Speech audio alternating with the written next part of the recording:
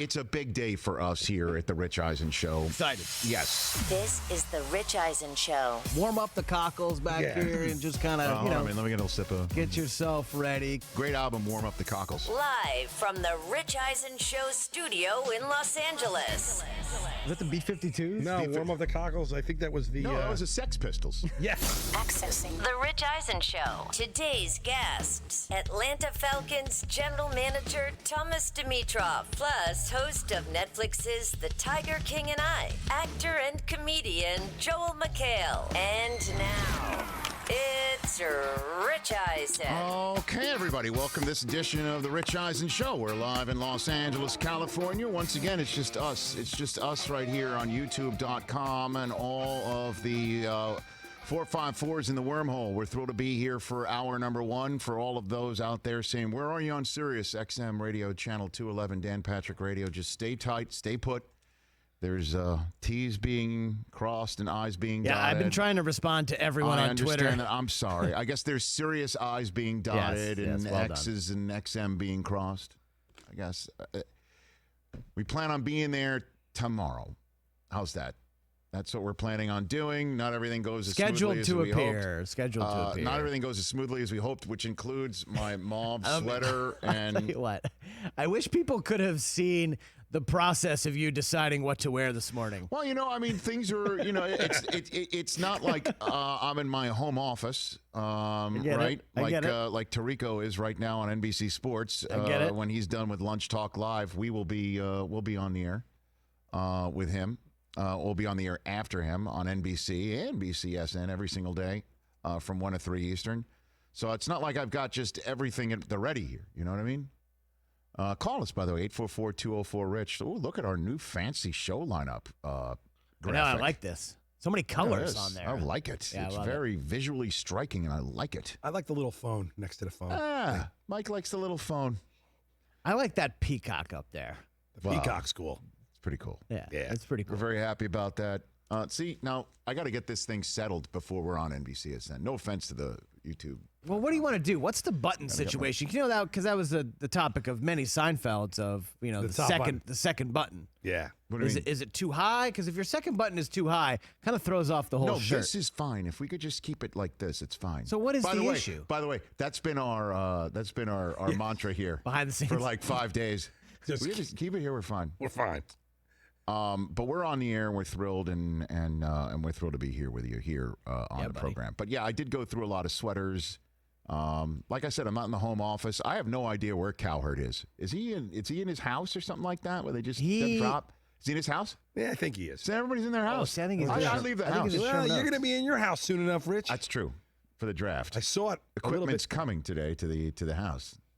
My home camera system is being set up for next week's draft. I love that. Is Susie decorating? We haven't even gotten there yet, man. Oof. We haven't even gotten Want there some yet. nice stuff back there. We haven't even gotten there yet. The equipment's going to go in later this week, and then we have to decide what corner of the office. And it's a small room. Now, remember when you moved, you had to throw a bunch of your quote-unquote memorabilia out. Susie said, just get it out. I want it here. No, here. no. It came here. But I'm just saying, is this an excuse to get it back in the house? Yeah. No. Because you got to decorate. Yeah. No. First of all, let me just correct the situation here. At some point, okay, you will realize, if you already haven't, that you are the least important person in your household, right? Now that you've got a child. I'm not. I definitely know that. You've realized that. Oh, yeah. You are now, if there's a pecking order, Maverick the dog. I'm behind behind the dog. Okay, so I'm right now it goes Cage and Sarah they're right there at the top. Yep. Okay. Then there's the dog. Yep. Then there's dog, just like then there's Mauve right here. And then there's you. By the way. Hold on a second. Sarah and Cage. Yep. Maverick the dog. Chris Brockman. Let's rewind to about 3:15 this morning. Yes. Mid-feed, the dog comes up to me and he does that thing where he puts his nose underneath your elbow. Wants some love too. I gotta go outside, bro. Like, I don't care that you're feeding this dude. Like, oh, that's what that was. Yeah, you gotta take me out right now. So I had to put the bottle down, get up, do the back pat. Look at you. Open the door. Oh my gosh. It was multi. You were a 5-tool player today. I was 5-tooling. You're 5-tool. And I'm a little tired right now. Fight through it. Fight through it. Just whatever you're doing, understand you're here on the Rich Eisen Show. You got to focus. Right. We're focused. It's very important times for us right now. We're locked in. That said, try hosting NFL Game Day morning after that. Yeah, seriously. All right, you want to do that? Yeah. Try have Michael Irvin coming in and start talking about stuff that was unscripted. How about that one? Try that. Michael Irvin Okay? unscripted. Right now, at some point, I might ask you about a poll question. I'm into that show. All right. We're ready. So, any rate, I'm not home. I'm here. So I was switching around, and I chose this green shirt that I have not worn in quite some time because we're down to the end because I got to get things. I got to start. I'm washing my own clothes. I'm washing my own clothes, people. You know, and I'm gonna iron it. I'm busting the iron out later. But anyway, long story short, is we're here on the show, and I just decided to go mauve, and it'll be looking lovely today. Top story in all our fair land in the National Football League is the draft that's coming up next week. A mixture of NFL Network and ESPN folk on every network known to man, named ESPN and NFL Network. But Mel Kiper came out with his mock draft today. His latest mock draft. Sure did, buddy. 4.0 for Mel. Okay. 4.0. Now, walk me through what he says. Okay. Now, he's got Burrow 1. He has. Because Ian Rapoport's going to join us later in our third hour of the show, but the second on NBCSN, where he says, let me get this accurately. I have not talked to one team that doesn't have LSU's Joe Burrow number 1 overall. All right, there we go. All right, Okay. we're good there. We're good there. Dare I even ask Thomas Dimitroff? Because, you know, they put their draft board together not the way it would be just for them, but just 1 through a million. So I'm wondering if Burrow's the number 1 pick on their draft board, too. I got to think so, right? Because that's what you have to do. Yeah, you rank all You the don't players. just rank your own players the way that's for your own draft. You I think rank you do. overall. I'll ask him that because, you know, he's been an annual guest before the draft every year. Bro, we've been talking to him since like 2012. Correct. So, All right, so Mel he joins us top of hour 2. Mel has Joe Burrow 1, Correct. Chase Young 2. 2, Jeff Okudah 3 Now, Peter King said yesterday to the Detroit Lions. that C.J. Henderson of Florida is atop everybody's cornerback draft board. Not Okudah. Not according to Mel. Do you think that's the Lions putting that out there too? Smoking a little bit, try to get some. The wheat in the chaff, Some and the action. smoke and the fire, Yeah, buddy. and the what's real and what's not right now is truly off the charts. Oh, it's lying season, man. It is lying. It's lying season. By the way, that was the worst Disney movie ever. What else? What adult figure died at the beginning of that movie? The Lion King. Yeah. Okay, number 4, New York. Is every general manager New York Giants. in the NFL right now. Got to Number think 4, the Giants go Jedrick Wills. lineman, right? No, Isaiah Simmons, Clemson. Now that's a fascinating pick. Let's settle on that one for a second before you continue on. In Mel's write-up, he says the Giants should take an offensive tackle with one of their first 2 picks, but I wouldn't pass on Simmons, who has rare athleticism and versatility. Nobody knows what he is. He's a football was- player. I know He's a that. football player. Christopher, Get I ready for understand. that. Christopher, I understand. And this, by the way, this does not affect his draft value. Actually, it's what puts him way up there. Yeah. Is this guy a monster-sized Derwin James safety? Yep. That you put back in the back end of your defense. Let him hunt. Or let him just stand back there and patrol.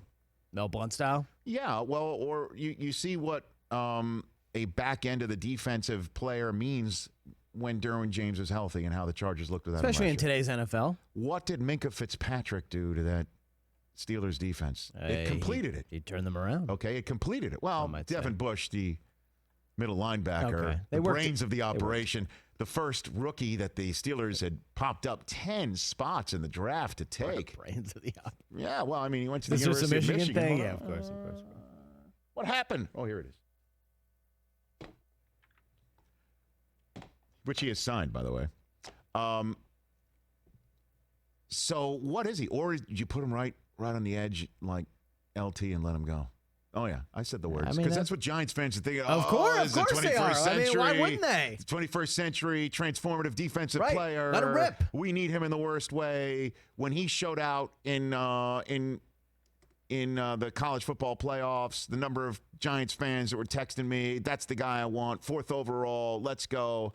Or does Dave Gettleman do the, one would say, safe, smart, wise, get my pass protector for 10, 12 years potentially to protect Daniel Jones? Yeah, and that's what Mel has. He finishes the write-up. Stick him at outside linebacker and let him chase down ball carriers, rush the passer, and cover tight ends. Simmons never has to leave the field. Joe Judge will love him. Okay. So that's number 4. Now, hold on. So now, hold on a second. If it goes like this, where you've got 1 Burrow, 2 Young, 3 Okudah, and the Lions have not made a trade, the Giants going Simmons here reshuffles a deck. A little bit. And leaves the Dolphins with all of the, by the way, this is a dream scenario for Miami, that they don't have to trade any of their picks at all. They can stay put. That despite Ryan Fitzpatrick's best efforts, they could still not move from their position and snag the quarterback that the entirety of the National Football League believes they have coveted since the moment they saw Tua look off a safety against Georgia and win the national championship game. By the way, not only, I don't know the answer to what you're about to say, not only am I trying to set this up for the drama, for this moment. You're a host, Rich. But I know, I only know one speed. This could be the only top 5 pick I do host for the draft. As there's still some formulating going on, from what I understand, between whose hand is on the steering wheel during the NFL draft coverage. I'm above the fray. Well, according to Mel Kiper, yes, Roger Goodell from his basement. From his basement, by the way. Basement. All right, we'll hit that later because I still can't get enough of that. From his basement. With his wife and daughters booing him. He is going to read the name of Oregon quarterback Justin Herbert, which would send the entire universe in the National Football League into an absolute tizzy. Now, this is what Mel has in his write-up about Justin Herbert and the Dolphins pick here. My first curveball of the new mock draft. As I wrote last week, there's been some buzz around Herbert to Miami, and it's real. He has a lot of supporters across the league, love his upside and traits. Doesn't have durability concerns that a few teams have about Tua's future. On Mel's board, he has Tua higher, but this is projecting what he believes teams will do. He is leaning Herbert to Miami 9 days out. So, this happens. We're all going crazy. Crazy. And if I'm not mistaken, Del Tufo, you're the audio executive expert. Yes, Rich.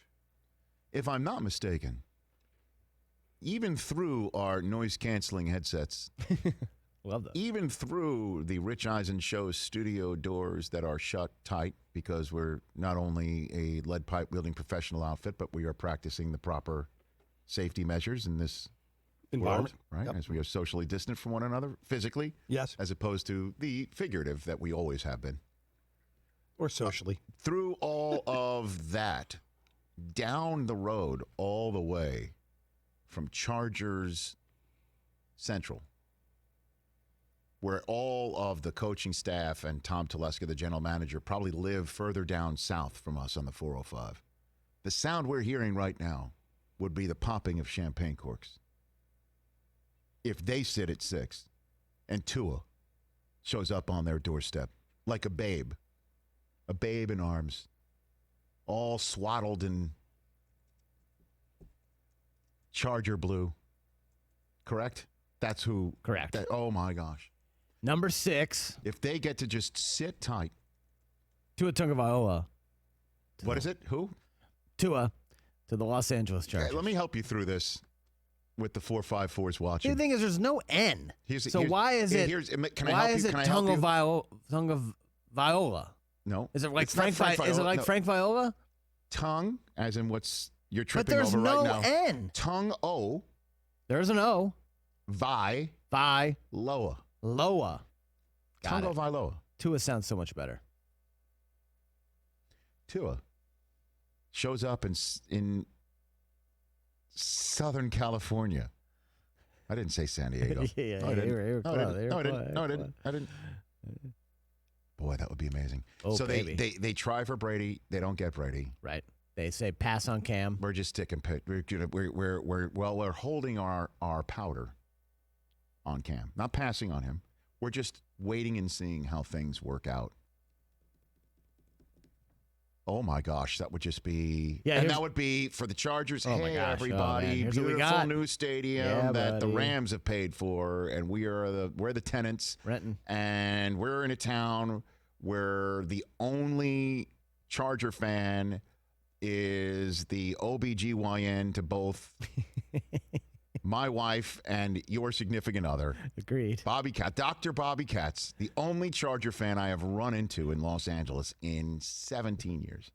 And by run into, I mean with open arms, because he's delivered all three of my beautiful children. So Mel's right up for Tua here. That's it. So after his write-up on Tua his write-up on Tua is with Herbert going to Miami in this scenario. Tua's there for the Chargers. Much needed buzz around a team that is competing with the Rams in a huge market. Huge. They also have Tyrod Taylor to play right away. Monster. Tua can take his time with rehab. That's why I'm talking about popping champagne corks. If the Chargers decide to pass on a quarterback with this pick, keep an eye on their taking a tackle. Yeah, of course. Yeah. Because, the drummers of Spinal Tap, as you know, that could never stay healthy. They were always exploding or imploding or something. That's the Chargers' offensive line. They're the Spinal Tap drummers of the National Football League. It's been not good for them. They can't keep anybody healthy over a significant period of time. They're not going offensive line if Tua's sitting there. No way. No way. You know who would be upset if this is a scenario? There's a lot of people. Yeah, a lot. Who is the one person who has no ego that you know, despite having a show named after himself, who doesn't really care about anything but being accurate because he's a professional, and he doesn't, despite the trappings of the profession of sports talk, really fall into saying things just for clickbait. Who's that one person that you know that fits that bill? Is he wearing a mauve sweater? He's wearing, and then there's mauve. This is the Rich Eisen Show. Thank you, Mikey. You are welcome. That was loud. I'm sorry. I said Tua would be a top 5 pick in a hot take. I know. In my hot take plank. I know. Oh man, do I want that to be right? So he's 6. I'm wrong. That's an X mark. Even though I'm just.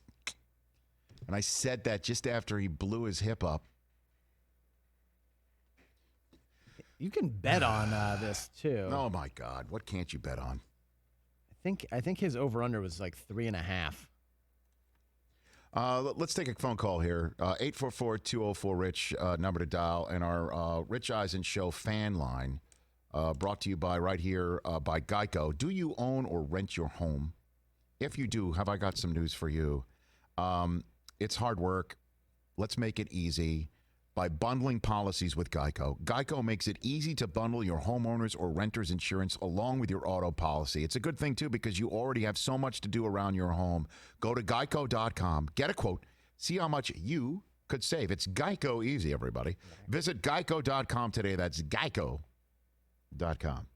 Shane in New Jersey, first in, first up, right here on our YouTube feed, youtube.com/Rich Eisen Show. We're about 40 minutes away from the NBC SN audience joining us. What's going on there, Shane? Hey, Rich, big fan. Watch your show every day. Thank you, sir. I know you're a big fan of the Jets, just like I am. So I was wondering if you think Joe Douglas's first real move as a GM would be taking an O-lineman at 11 for Sammy D, or one of the more appealing wide receiver ones like CD or Judy, or maybe even trade back. Well, Shane, let's take this one at a time, shall we? Daniel Jeremiah, my colleague, who I sit next to for an inordinate amount of time at both the draft, although they're not this year sitting next to him, but certainly the combine, says this is a Noah's Ark offseason for the Jets. He said that many times. 2 of everything. They need 2 of everything. So I say this, even though you can get game-changing wide receivers later in the draft, this is a very deep draft on that front. If Tristan Wirfs is somehow still there at 12, it's 12, right? Is that the number? 11. 11. Oh, 11. gosh, that's 11. right. They 11. That's right. The Raiders are sitting there at 12. Raiders at 12. Okay. So if Tristan Wirfs is somehow still sitting there at 11, I think the Jets have to go there, despite the fact that CeeDee Lamb or Jerry Jeudy or Henry Ruggs might be sitting there. Wirfs, you gotta figure out a way to make sure that Darnold is healthy. All right, so if Mel Wirfs Kiper is gone, hold on a minute, I'm not done yet. Oh, yeah. If Wirfs is gone, Shane, you still there? You with me? Yeah. Okay. Yeah. If Wirfs is gone, because I'm assuming Becton and Wills will be gone too. Yeah, I think so too. All right. It's those 3 guys. Then they got it. it. Then they have. If those 3 guys could be gone by 11, for real, which would leave. I mean, you could be. make that. A head nod of like, I don't know about that. I don't know. I think there's going to be a run of tackles. Everybody needs one. Everybody needs one. I think the Jets should go. I think Jeudy might be there. I think the Jets go him. Unless CeeDee Lamb's there, one of those 2 who I don't know who they like better. But trading down, no bueno. No, thank you. No, thank you. You're sitting there at 11. The reason why you're sitting at 11 as opposed to anybody any better is because the team started winning with Darnold towards the end of the season. And the only reason why they're not worse is because of mononucleosis. So, I mean, worse off in the draft. It's because the kid gets mono, for crying out loud. But don't trade down. How's that for an answer, sir? No, that's a great answer. And honestly, I think if even Andrew Thomas is on the board, I think that might be type of a guy that fits Joe Douglas's archetype as in character. He had a great run at Georgia, so I know he's been linked to them a little as well. But if they do take a wide receiver, I think it's got to be CeeDee Lamb. I know that they had the most interest in him. So Shane, we'll see. The draft's on my birthday, so I'd love to do wide receiver 1 for the Jets. There you go. It'll be a nice birthday present. Shane, you sound young. How old are you, Shane?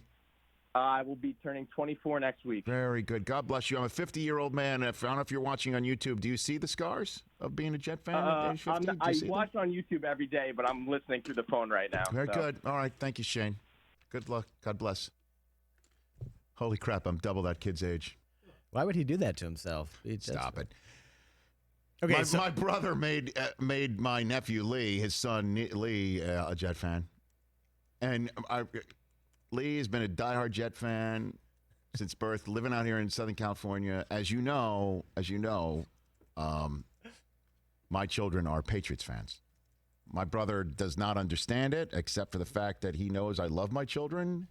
And there's Tom Brady, one of the more perfect human beings. It's been a nice run. Michigan man who is at the very top. It's been a good run. And I just could not say, no. I'm sorry. You cannot root for your mother's team. And you cannot root for Tom Brady because just look at who Dad loves. They're so great. Our coach likes feet. Oh, come on. Yeah. Okay. Mel Kiper has. Wait, before you go. Okay. So Mel's got who at 7? So Mel has Derek Brown at 7. Okay. From Auburn. So the Panthers go get him. Yep. Then the Jaguars are sitting at 8. Cardinals at 8. Cardinals at 8, right? And they take Becton. Wills. He has Wirfs. He has Wirfs. So Wills is not. He says he loves takes Wirfs over Wills. Yeah. So he said, Wow. I like Wirfs in Arizona because he could start day 1 at right tackle to protect Kyler Murray. Okay. He has Jerry Jeudy at 9. To the Jaguars. To the Jaguars. A new gift for Cam. If the Jags are all in a Gardner Minshew, they could get him another weapon here. Oh, if they're all in on any quarterback, you can get him another weapon. Pretty much. I don't think it matters who's at quarterback. That's a hell of a weapon. Becton 10 to the Browns. Oh, they need him in the worst way. And then the Jets at 11 now have. See, I told you they take Jedrick Wills. They take Jedrick Wills. Wow. If Jedrick Wills drops to the Jets at 11. Yeah, Mel said, I thought about CeeDee Lamb here, but ultimately this class is much deeper with wide receivers than offensive tackles. If the Jets can get a starting tackle with Wills and a dress receiver at number 48, that's better. So how about Mel? I'm seeing Wills as number 1 on everybody's lineman draft board. He's got him 3. I mean, I think he just because he went. It's fit. Hold on, he went system fit. Yeah, system fit on Wirfs with Arizona. System fit. And then number 12, the Raiders. The Raiders does he have him taking Jordan Love? C.J. Henderson. Now that's the rumor. That's the rumor. The rumor that Mayock, in the same way that he was the only one that had Cleveland Farrell ranked where he had Cleveland Farrell, I think, and this has nothing, I haven't spoken to Mike at all. No inside info here? 0.0. Full Blutarski. I've not spoken to Mike at all. I know people connect me with him for obvious reasons, but I leave him alone. I think Mike's got C.J. Henderson atop his draft board at that position. Of the GMs that might think that Henderson's better than Okudah, I bet you Mike's one of them. That has the Mayock. That is the ode to Mayock around it, right there. Mel says, I brought up the possibility of a quarterback with this pick when I played Draft Dominoes. Check out Vegas's next pick where I landed there. Little tease from Mel Kiper. Oh, you mean to scroll down, or that's for a later post? To scroll down. Scroll down. Then. I'm scrolling down to number 19. Jordan Love. Bingo. Yep.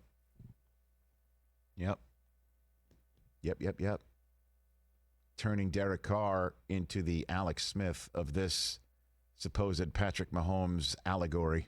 So he says, I'm not going to predict trades in the mock draft. I feel good about Love being here in the 19 slot. That could change, and a team could move above the Raiders. This would be a coup for Las Vegas, who's not tied to Derek Carr or Mariota past 2020. If Gruden and company decide to pass on a quarterback, wide receiver at 19 is their target. Yeah, that could be like a Brandon Ayuk spot right there. Ayuk. Or Ruggs. I don't think Ruggs is going to be there at 19, Ruggs pal. At 21 to the Eagles. Wow, would Eagles fans just flip if that happens? Where does he have CeeDee Lamb going? CeeDee Lamb was a few picks higher. Tell me it's Tampa. 13, San Francisco. One above Tampa. And then Tampa takes Andrew Thomas. Why is San Francisco sitting there at 13? They traded with the Colts. Oh, that's right. That's the pick for DeForest Buckner. Right. Wow, that's right. The Niners are sitting right there at 13. Yeah, he says, I love this pick for the Niners. CeeDee Lamb to the Niners? Who lost Emmanuel Sanders in free agency. Would be amazing. Yeah, that'd be amazing. So who does he have the Bucks taking? Bucks, Andrew Thomas from Georgia. There you go. And then Justin Jefferson to the Broncos. Speaking of Georgia, this is another reason why I'm having Ian on. One of his reports today is the quarterback who has been great in his interviews, and QB coaches love him for that alone. That is shooting out the old draft boards. Yeah. Small-handed Jake Fromm. Yeah. Right? Didn't he have the 9-inch hands? Or Burrow had the 9-inch hands. Yeah, but Fromm, I think, was smaller. 8-inch hands? Yeah, 8 and 3/4 or something. I think Fromm was smaller than Burrow. I think we need to figure out what that number is before we go on NBC. I do not want to screw up hand size when I'm in front of that audience, okay? 8 7/8 for Jake Fromm. Let's take another phone call. Ken in Kokomo, Indiana. What's up, Ken in Kokomo? Very alliterative. Hey, Rich. Nice to be with you. Thank you for having me on. Thanks for calling in. I want to talk about the competition committee. And two things that they did last week were to extend protection to punt returners. This is one of the proposals. And the other one is to fix the shenanigans that happened in New England during the playoffs about 2 consecutive dead ball fouls and, running the clock. Well, I mean, everybody was doing that. Didn't hold on a minute. Didn't the Patriots did it to the Jets on a Monday nighter, and one of the greatest ISOs, to use the phrase in television, where it's a camera that is isolated on one individual, the shot of Belichick just Kinda grinning. with a wan smile, Right. an Obi-Wan smile. And Okay. then Vrabel did it to And him in the Vrabel did playoffs. it to him in the playoffs, and he was going Took like crazy. 2 With minutes Joe off the Judge clock. going crazy. Yeah. I think they're going to fix that, right? Where Think so, Yeah, so it says make game clock start on the snap when 2 consecutive dead ball fouls are committed by the offense when outside of 2 minutes in the first half, Right. outside of 5 minutes in the second half, to prevent manipulation of the game clock. I like it. Okay. We'll figure that one out at some point. So here's the one. Here's my question, Rick. Yes, sir. It has to do with what they didn't do. Why would the competition committee not make a recommendation on pass interference replay? Oh, because that thing is as dead as a doornail. That's why. That's done, Ken. That's a formality. I think that there's no reason for them to pass any judgment on it, to be very honest with you. That thing's toast. It's history. Oh. You know, Okay, one thing Peter King said in his Monday column right. Was that he would rather see pass interference dumped altogether. I'm talking about the replays. Right. He'd rather see it dumped altogether than have a replay of what we had in 2019. Oh, it's history, Ken. That thing is done. The problem with what happened last year is everything changed at some point. I don't know when or how. That'll be something, I guess, for historians to dig through at some point. Thanks for the call, Ken. Look at Ken and Kokomo being just so into the whole rules of the rule book. I love it. Because, I'm a rule book wonk. Look, last summer, last June, we were sitting in a hotel ballroom, I guess. The NFL media group, we were all there. Al Riveron was there. The head of NFL refs walked us through a bunch of plays saying this through instant replay will be pass interference. This will be offensive pass interference. This will be defensive pass interference. We saw the end of the game of Thursday night, the end of the Thursday night football season. I know we just had a whole playing season last year that could wipe out the previous year, but if you remember, the 2018 Thursday night football season came to an end when the Chargers beat the Chiefs in Kansas City in a big game that Phillip Rivers needed to have to help the Chargers make the playoffs and even put them in position to win the division, which they didn't do. Where, if you remember, Phillip scored twice, I think, in the last 5 minutes of the game, including a touchdown to Mike Williams with hardly any time left. And then they ran a 2-point play, I think the same play, but on the opposite side of the field. He was wide open, and they went for it on a 2-point play, and they won the game by 1 as opposed to going for overtime, and Anthony Lynn just put it all on the line, and it worked out. The touchdown was set up by a pass interference call in the end zone on Kansas City that Al Riveron said after further review, because all scoring plays are reviewed, that includes instant replay for pass interference, that the Mike Williams play in which he was fouled by a Kansas City player, after further review, he also pushed off. It would have been offsetting penalties instituted via instant replay because it was a scoring play, and our heads just exploded. We're like, okay, so this thing is set up to avoid the disastrous last 2 minutes. Coaches can't challenge in the last 2 minutes of any half or game. You can't challenge. So this thing that's set up to put a safety net to make sure that what happened in the NFC Championship game doesn't happen again, because it's so egregious that every person in any bar, in any place, even if they don't understand the rules of the game, would know that that was a foul. Now we're going to take that and fold it into every play is reviewable because it's a scoring play. Everything's reviewable because it's a scoring play. We're going to place it in that bucket and now put a flag on the field to create an offsetting penalty. That's what we're doing now. And we thought that's going to be bad. And I guess at some point, Al Riveron or somebody in the competition committee or somebody in the front office realized that is bad And instead of finding the middle ground by saying, okay, instant replay is only challengeable by a coach, and every coach has an instant replay in their back pocket in the last 2 minutes, even if they've used them all up their challenges in the regular game, you can use one in the last 2 minutes of regulation, not 2 minutes and a half, 2 minutes of regulation. You can use one just for pass interference. But if you're wrong, it costs you 10 yards. Like, come up with something like that, right, Chris? Like, we could come up with something like that. So the safety net is there. You're not making everything reviewable just because it's a scoring play. And then you could also come up with some sort of concept of what a pass interference in instant replay would look like, even though it is subjective, which is obviously the ultimate problem. Instead, they just threw the whole figurative baby out with the bathwater and said, pretty much we're not going to overturn anything or institute anything.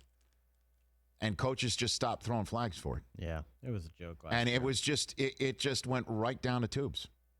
So nobody knew what it was going to be used for. Nobody knew any consistency about it. Coaches hated it. Fans began to start souring on it, even though I think most fans probably, if you took a poll at this point last year, great idea. Take a poll at the end of the NFL season, that was the worst thing ever. I think I covered that right. That's pretty much what happened last year. I mean, that's speaking truth. Because, again, making pass interference reviewable by replay, right, is, again, to prevent a big miss on a clearly obvious penalty at the end of a game where seasons are on the line. You could make the case that seasons are always on the line, that a loss in week 3 is just as crushing as a loss in week 16 or 17 because it all adds up. But certainly in a win-or-go-home playoff game. And the fact that in game 256, San Francisco at Seattle, I forget who was in the end zone. Could have been Hollister. He was blown up by a 49er defender in the end zone. No flag. It was very obvious. No flag. I think it was Hollister. No flag. I mean, that's exactly what instant replay for pass interference was instituted for. Big play, big moment, seasons on the line, not just for these two teams, but there's a whole bunch of NFC teams and waiting for that stone to drop so the ripples in the pond would reach them with their seeding. Whether it was New Orleans being a 2 seed instead of a 3 seed, Green Bay being a 1 seed instead of a 2 seed, whether it was obviously Seattle being a 3 seed instead of a 5 seed, and San Francisco being a 5 seed instead of a 1 seed. I mean, imagine how different the entirety of the NFL playoffs would have been had when the booth did, in fact, look at it. I think they looked at it. The game didn't stop, if I'm not mistaken. There was 12 seconds left. It was 3rd and goal. It was, Hollister was in the end zone, just manhandled on the play. Right, and no flag, and then no replay result. Yeah, no flag. Obviously, that's got to be a booth review. Well, they have to stop and look at it. I don't recall if they stopped and looked at it. Obviously, my colleagues at NBC would remember better. They did not. Immediately went to 4th and goal. Well, I think that you could rack it back really quick. You could. No. Seattle had no timeouts. But that's exactly why. And then Hollister gets stopped on the inch line. And I understand why the NFL would not want an NFL referee sitting in New York City making a judgment call 3,000 miles away that does affect things like seating. But I'll tell you what, that's why we had instant replay instituted for that very moment. You've got to make the call when you see it. And it wasn't as obvious, I guess, as the NFC Championship game. Yeah, the Rudolph play where he just kind of... Well, that was the next week in the wild card game when Minnesota is in New Orleans. And it sure looked like Kyle Rudolph shoved off Now, you don't think so. I don't. But the Seattle one was a hell of a lot more obvious. The Seattle one was really bad. That's what we had it instituted for. The defender's arms were around Hollister. Season on the line. What are we doing? Seasons are on the line. I don't think, again, anybody was either in the playoffs or out of the playoffs, but you could make the case that New Orleans would have still been in the playoffs in the divisional round because they would have gotten a bye. They wouldn't have been eliminated by Minnesota. Right. The Rudolph play, it's a jump ball situation. And Terry McCauley, our new colleague for the spring at NBC, he tweeted that was OPI. And he's a former head of NFL, he's a former NFL referee who is the rules analyst for Sunday Night Football. I like Terry. Terry's excellent in that role, even though, Al is kind of the officiating guru. That guy and Tirico, those guys know the rule book like the back of their hand in real time, impressively. I didn't think I'd go on in a wormhole on this, but that's. I have not read. I honestly, because of everything going on with our show and our world and outside of this show and personal household with kids being homeschooled when I get home and trying to be as present as I possibly can with everything going on in the world with us professionally. I missed it. The competition committee not make a ruling on. They're just going to let it expire. I mean, so they just let it because it was a one. It's a non-starter. There's not a single one-shot deal. Person that I know in the NFL that would welcome somebody rallying the political muster to try and keep instant replay reviewable. It's a non-starter. They tried. It was a fix that I think needed to be made because there was such a large part of the non-Saints fan base that thought that was so egregious that it needed to be addressed. And then you've got the New Orleans fan base, which is a crucial fan base in the NFL world. I mean, how many times do we see the ratings come in for a game, a big game, outside of the, Central Time Zone? Let's just use that. Big game in the East Coast time zone between two East Coast time zone teams, right? And the number one local market watching it was of one of the East Coast teams. Right. And number two was the other East Coast team. And then number three was New Orleans, Louisiana. Honestly. Weren't Super Bowl ratings down the year? Yeah, well, yes. I think that also had to do with the fact that there was no scoring in the game. I mean, I know that it is a matchup agnostic championship game where it kind of doesn't matter who's every year in it. The Super Bowl kind of goes up. The MASH finale is going to be knocked down a peg in the most watched television shows in the history of TV with each passing year. However, after a bit, when it's 6-3 or it's 6-6 and nobody's getting the ball in the red zone until Brady finds Gronk on the 2-yard line and then Sony Michel scores, and that's all she wrote. And that felt like a 5-score lead, right, on the Rams. It felt insurmountable. Correct. Yeah. So that might have had something to do with it. But yes, that New Orleans was just like, screw it, I'm not watching that. Yeah, it was down $5 million from the year before. That sounds like a lot of Saints fans are just checking out. A lot to do with it. So the league had to do something, and I was pleased that they did. Until I saw how Al Riveron and the league was looking at this thing, and I'm like, there's got to be some way that instant replay can be reviewed. But it's better off just saying, man, that the referee just blew the call than what we saw last year. Where the number of times it looks like it, it feels like it, the concept of hindering a receiver or turning the receiver, we've saw it, and then all of a sudden it's just shrug emoji. Stands is called. We're just not gonna touch it.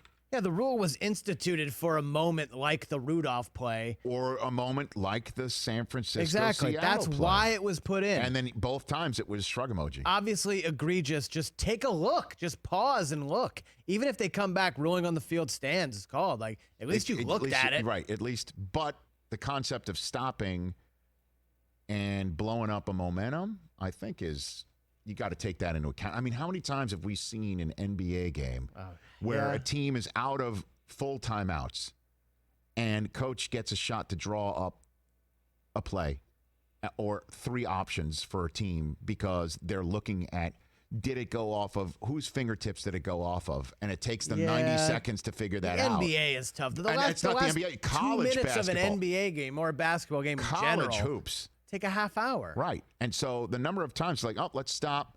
Did it go off of somebody's shin before it went off their fingertips? Did that happen? But why did you put the rule in the first place if you weren't going to use it in a situation like these, which is With when the it's NFL you're most talking critical about? with the NFL? Because they had to address an outraged fan base that thinks that was exactly. that the wrong but team made the Super Bowl. But then you have two situations pop up in the closing moments of a game, literally the last play of a playoff game, where it's win or go home, and you don't do anything. You don't even look at it. It was just it's just a total swing and a miss. It was a 1 year. You can't even call it a wonder. Blunder. 1 year blunder. Wasn't great. Should have saved that for NBC. One-hit blunder. I don't know if we're going to talk about this, certainly at that length. No. I mean, we got Thomas Dimitroff, Joel McHale, Ian Rapoport. I guess we could talk to TD about this. All right, so speaking of Thomas Dimitroff, Mel Kiper has him taking the linebacker from LSU. I can't pronounce his first name. Jason. Okay. K''Lavon. I don't know how to pronounce it. Calavon. There you go. Okay. I don't want another Tua situation. Okay. Let's see. Any other surprises here? Yeah, Jordan Love to the Raiders. Eagles, Henry Ruggs. Patriots. At 23. Boring. Zach Bond, outside linebacker from Wisconsin. Boring. Saints, A.J. Terrell from Clemson. He's a defensive back from Clemson. Antoine Winfield to the Dolphins at 26. He's a safety, defensive back from Minnesota. Of course, Antoine Winfield's son. So Al Riveron's quote after the Don Bowie, Chiefs, DeAndre Swift. Don Bowie, our brains of the operation, working back there right now, who wants me to be accurate. He wants me to be accurate all the time. So understand I'm saying this, Don. Yeah, I know you want me to be accurate, but when it comes to the Saints getting hosed, you're really on your game. Diehard New Orleans Saints fan sitting back there. So here's a quote after the Saints-Vikings playoff game about the Rudolph push-off. We looked at all angles that Fox afforded us, and Fox gave us some great views. This is from Al Riveron, the head of NFL refs. There is contact by both players, but none of that contact rises to the level of a foul. This is consistent with what we've done all year long. We left the ruling on the field. We let it stand. That was the issue, is that they were being consistent with what they did all year long, and what they did all year long was not consistent enough. Yeah. That's the problem. And it never gave anybody any sense of, okay, if my coach throws the flag, will we get the result that we're expecting? And a coach is like, if I throw this flag, will I get the result that I'm expecting? And how will that affect my ability to throw another flag when there's a clear fumble that gets missed or something like that? And Sky Judge ain't going to help it, man. Sky Judge won't help it. Making somebody sit up in a booth looking at everything and then throwing a flag, a virtual flag. I mean, at least when a flag is thrown late, you do see it on the field or you see it arcing into your picture. At least you see that. But all of a sudden, like a flag, the yellow box in your television broadcast that says flag is going to light up. Who threw it? Oh, it's the Sky Judge. And the announcer's like, I don't see a flag on the field. Oh, it must be the Sky Judge. Sky Judge, what do you have to say? Okay, we're not going to take what you're saying. We'll just have referee go like this, nod their head while everybody's like, what's it going to be? Collinsworth will suppose what it might be. Romo will tell us what it was before the play anyway. And, and we'll just figure it all out. And you're going to be pulling your hair out, sitting in your house. I love replay. I think it's necessary. I will never forget the first owners meeting. What are you laughing at? What? You just said, I love replay. Don goes, it sucks. You didn't get in my ear to say that. No. I love replay.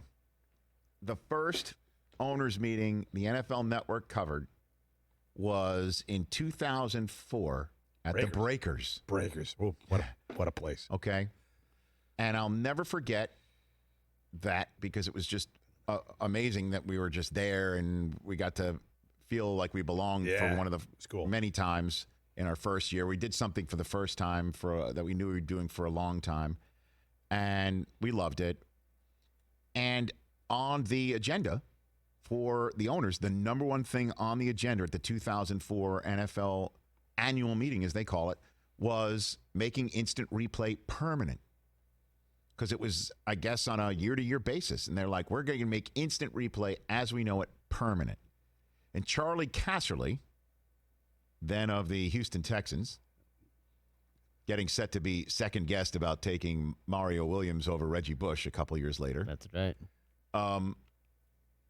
He was on the competition committee. And I remember him saying to the owners that if people have the ability to see it at home, we need to have the ability to use it in a game. It's essentially what he said. If everybody's seeing it at home, we've got to be smart enough to know what they're seeing and use it. And this is before 4K and screens got to be 60 inches large. And fans were thinking, you know what? If I'm going to spend money on my NFL fandom, maybe instead of going to a game and getting tickets and parking and blah, blah, blah, I'll just take that money and put a television on my wall that I can use 24/7, 365. Now, I mean, everybody sees it. Could you imagine there was no instant replay and Jerry Jones builds his Jones Mahal the way he builds it? There's no instant replay, but guess what? 100,000 people in that stadium just got to go like this and see exactly what happened, and you can't affect a play that needs to be affected, like possession change, or possession change that brings on a punt because somebody didn't get their foot down, obviously, and it wasn't called because it was bang, bang. I mean, we can go on and on and on and on. That's why you need replay. But it's not the answer to everything. It could be if it's used the right way, for good instead of evil. Could be. Did I convince you, Don, or no? Okay, he doesn't like instant replay. All right, I want to get to the poll today. Yeah, buddy? what do you so we can get all this out of the way? Yeah, let's get it out of the way. So it's up. It's at Rich Eisen Show right now on Twitter. Yes, Did you see Christian McCaffrey's new deal yesterday? I did. 4-year extension, $64 million. He's the highest paid running back in the NFL right now. Yes, Takes over Ezekiel Elliott. Yes. So we're asking, who would you want at running back for the next 3 years? 3 years. We're shortening our scope here. 3 years. Christian McCaffrey, Alvin Kamara, Ezekiel Elliott, Derrick Henry. Mm-hmm. I like it. $16 million a year. You knew it. $64 million. Now, historically, this has not worked out for the team that gives this player the massive extension and makes them the highest paid running back in the National Football League.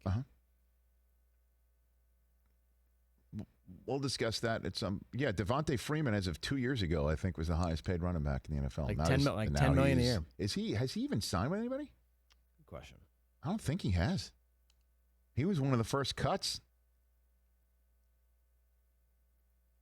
Thomas Dimitroff saying, see you to Devontae Freeman. Unsigned. Unsigned. Free agent, yeah. All right. So we'll you know what we'll do is we'll talk McCaffrey at the top of the show. Yeah. All right. I believe that all 64 is guaranteed. All 64 is guaranteed? I don't think so. Hold on. I'd be surprised if they did that. Hey, man, he ain't Kirk Cousins. So top of the next hour, we'll discuss this. Thomas Dimitroff of the Atlanta Falcons will join us in the middle of that hour. I do have, that I will unveil on NBC, a new huge pop culture knick-knack for our world. That you have... Oh, we know. Is this what we talked about last week? Yep. Well, Whoa. something else. Whoa. Speaking of pop culture, Joel McHale hosting the Tiger King wrap-up that was added to the Netflix Tiger King oeuvre. Like that? Big word. Big word alert. Joel McHale will join us top of hour number 3. And then Ian Rapoport, who is reporting that Jordan Love can wind up anywhere between 5 to 25. Thanks. Well, I mean, 5 is a pretty large number. Five is. I would be shocked if he goes 5. That would be wild. Suddenly wouldn't now it? you're going to take him instead of the 2 guys you've been talking about the whole time and the 1 guy you've been talking about for 3 years. Dude, just chill out. We gotta. I know. I was excited. I I wasn't expecting You only the know 5. one speed. I understand. No sleep. I got babies and dogs and. Well, I'm going to bring the mauve to the people. Was that a Grateful Dead album? Mauve to the people? I don't know. So Thomas Dimitroff, Joel McHale, Ian Rapoport, our poll question involving Christian McCaffrey getting signed to $1 gajillion. Mike Del Tufo, we need you to wake up the television over there. That's, by the way, that's going to be your duty every single top of the hour. I'm done. I don't even have the remote anymore. Okay. We'll see you on NBCSN in a couple minutes and right here on YouTube.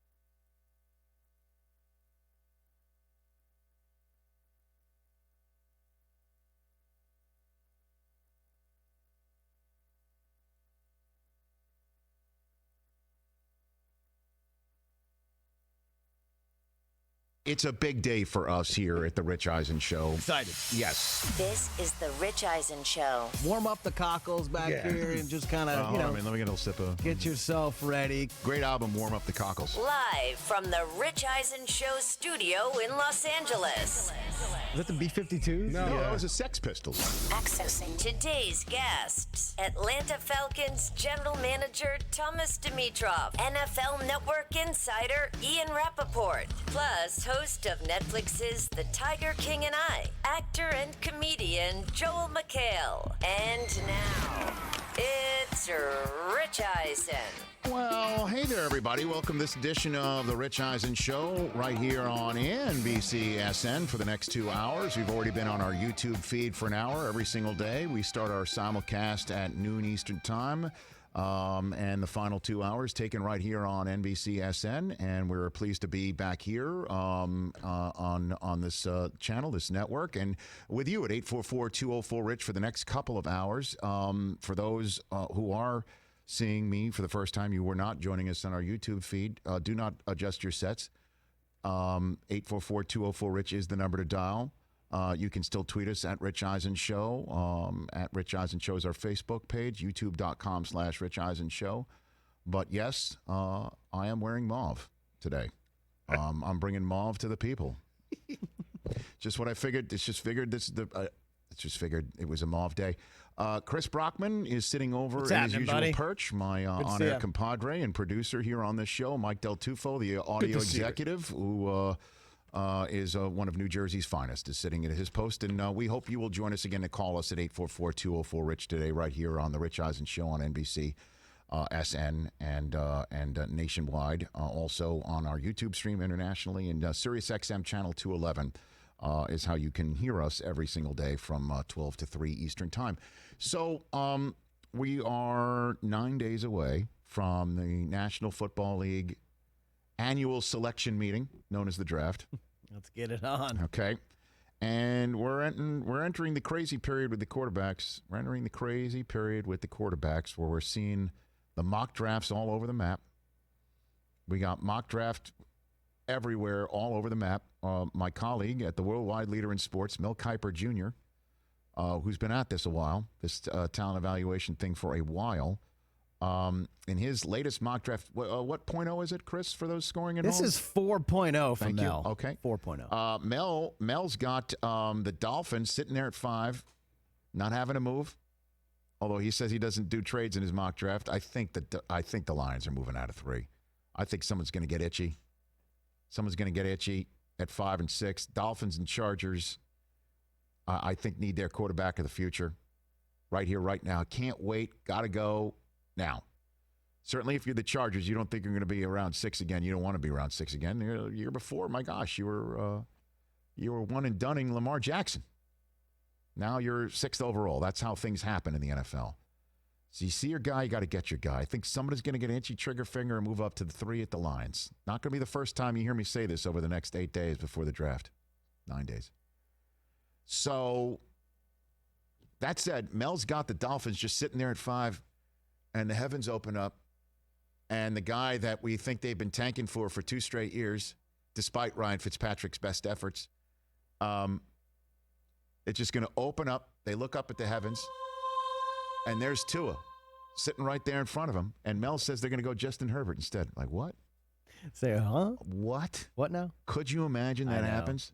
No, I can't. All right. I can't believe that's going to happen. And then, if that happens, then the heavens open up. Once again, you just look up to the sky, and the Chargers get Tua sitting right there. Oh, baby. I could just picture those Tua billboards all over town. Honestly. All over town. Up the 405, the 10, the 5. Next to the guy, 110. Right, next to the guy that you call for personal injury questions. That's right. All over town. Larry. Whatever. I don't know who that person is. He's everywhere around here in L.A. Saul Goodman? No, that's right. By the way, great Better Call Saul last night. Haven't seen it yet. Oh, my gosh. Haven't seen it yet. Last 2 weeks have been straight out of Breaking Bad. It's amazing. Last week's was phenomenal. Oh, my gosh. But could you imagine the Chargers, they YOLO it for Brady, right? Yep. And don't get him. Yeah, and they're holding their powder on Cam or Jameis just to see what happens in the draft. And what happens in the draft is Tua drops to them? Huh?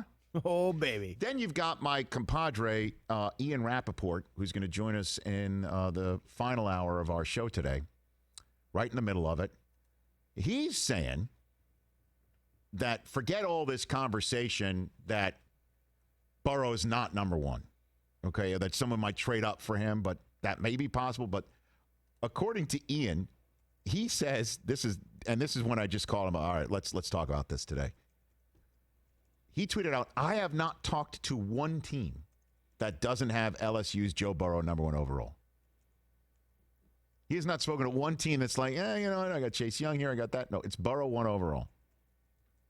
So take Burrow out of the mix. Now you got Tua and Herbert, where that goes. Ian's saying the true wild card of the draft is Utah State's Jordan Love. And we've been hearing that now for weeks, right? Months.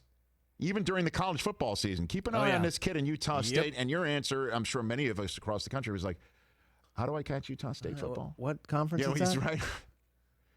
How do I catch it? What channel? Calls him the true wild card of the draft with a draft window. Ready for it? Wait for it. 5 to 25.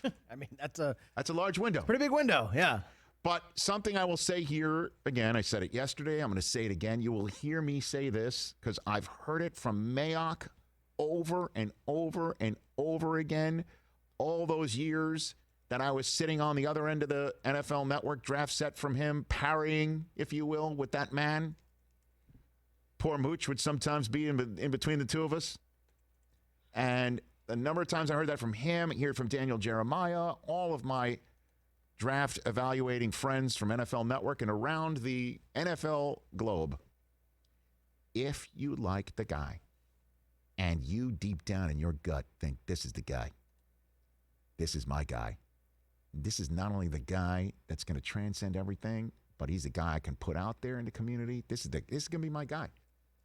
This is going to be my guy, and the coach thinks this is going to be my guy, and the evaluators go, all right, this is my guy. You go get the guy. You go get him. And you got to live with the consequences. As Bears fans will attest right now, here they are, Mitchell Trubisky, year 4.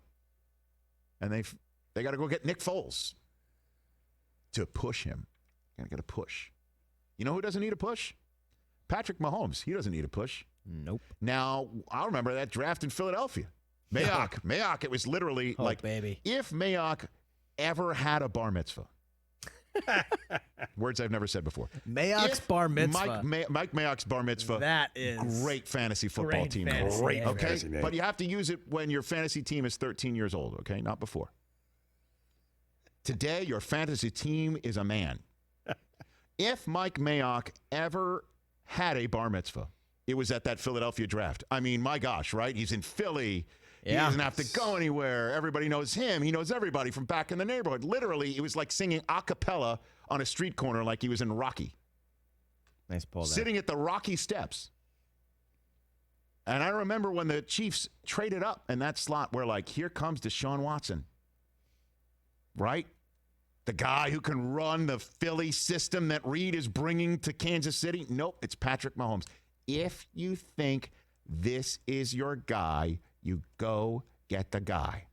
And if the Dolphins have looked at Tua and looked at Herbert and fell in love with Jordan Love, guess who they're taking 5th overall? And then we'll sit back and watch. And hopefully for them, the 2 other guys that they didn't take don't turn out to be Mahomes and Watson like Ryan Pace and Bears fans have watched. So when you hear 5 and you're like, that's nutty, all it takes is 1. 5 would be crazy if Jordan Love goes 5, man. All it takes is 1, which is why we love the draft. You never know. The reason why, Mike Del Tufo, my audio executive, that you have that heaven opening up drop is because of one Timothy Thibault. Just took 1 team to make him a first-round pick. Josh McDaniels after taking Demaryius Thomas earlier. Speaking of Thomas, a guy named Thomas Dimitroff is joining us here on the show. The Atlanta Falcons general manager. This show, this current iteration of this show, born way years ago out of our podcast, the Rich Eisen podcast that I launched in 2011 at the NFL Media Group. Thomas has been on every year before the draft, either on the podcast version of the show or this version of the show, the Rich Eisen Show. That does have a podcast on Podcast One, I should mention. And Thomas is going to continue this tradition, unlike any other. Speaking of the unlike any other, Jim Nance is our first guest on Wednesday's show. I know. Okay. Thomas is going to join us. Now, the only mystery when Thomas joins us is, will he be on speakerphone? You know, because that is an issue, man. That was the power maneuver he used on us years ago on the podcast. He went speakerphone, which I told him to his face means two things. One, you're either pulling a power move on me, speakerphone, or two, you got a member of your PR staff sitting next to you. You don't trust my questioning. Right. He To can't jump have it. in, like, right? He won't have that now. I don't know. What do you mean you won't have that He's now? going to be alone. Social distancing. Well, no, dude. Do I Mike. need to talk about conference calls, Mike? Do we need Oh, to do that? You think? Oh, I guess don't know. that's right now. Wait a minute. I should. He doesn't need speakerphone right there. So if he calls in on speakerphone He's right got- now, he's it's in- full power move. Power move. We've Yeah. seen his home office. All right. The other thing that Power move. that we're waiting to see, obviously, Todd Gurley. How is he getting his draft together in this virtual world that was part of Peter King's Football Morning in America column that we hit on when Peter was our first guest yesterday? Ian Rapoport will join us in the middle of that football, if you will, sandwich. The center is Joel McHale, one of our favorites that we've had here. He was one of our celebrity guest hosts in our first year of the show. He Sure still was. has nightmares Sure for that was. experience? Oh Sure my God. was. Okay. Yeah. It was. Chaotic is a polite word. I'm sitting next to, and Susie, my wife, who is a historian of this show too. She's one of our first guest hosts as well. We're watching Tiger King together on Netflix, and the I guess coda of the series after the 7 episodes have been out there for the last 2 weeks. Joel interviewed a bunch of the subjects of the Tiger King documentary for an 8th bonus episode, sort of a catch-up. And that posted over the weekend. And we're watching it, and Susie's like, you should get Joel on the show. Look at us. 2 days later. Boom. Here comes Joel McHale. Diehard Seahawk fan and also former University of Washington Husky tight end, if I'm not mistaken. I think there's a photograph of him with a neck roll out there or something like that. Standing outside of the Rose Bowl. With the Don James team, I think. I think he was the third string backup. What's our poll question today, Christopher, that people can go to our Twitter handle at Rich Eisen Show and vote on, or call in at 844-204-RICH to chime in on as well? What do you have over it's there? up at Rich Eisen Show on Twitter right now. Not sure if you saw this, Rich. I'm sure you did. Christian McCaffrey, cha-ching, got that bag from the Panthers. A 4-year extension, $64 million. Wow. He is now the highest paid running back in the National Football League, takes over the top spot from Ezekiel Elliott. Now, which running back, going to hit this, which running back would you want for the next 3 years? 2020, 2021, 2022 seasons. Next 3 seasons. Mm-hmm. Christian McCaffrey. Yes. Alvin Kamara. Yes. Ezekiel Elliott. Derrick Henry. Derrick Henry, who's looking at that bag and saying, okay, how many playoff games did Christian McCaffrey personally punk everybody in last year or in his career? Right? How about that? How about that? Exactly. And then the question is, how long will this contract last? Todd Gurley was the one who broke the bank. He was the highest paid running back in the history of the NFL until Zeke beat him, and now Christian McCaffrey just beat Zeke. And Gurley is now on a 1 year, $6 million prove-it deal with Thomas Dimitroff's Falcons.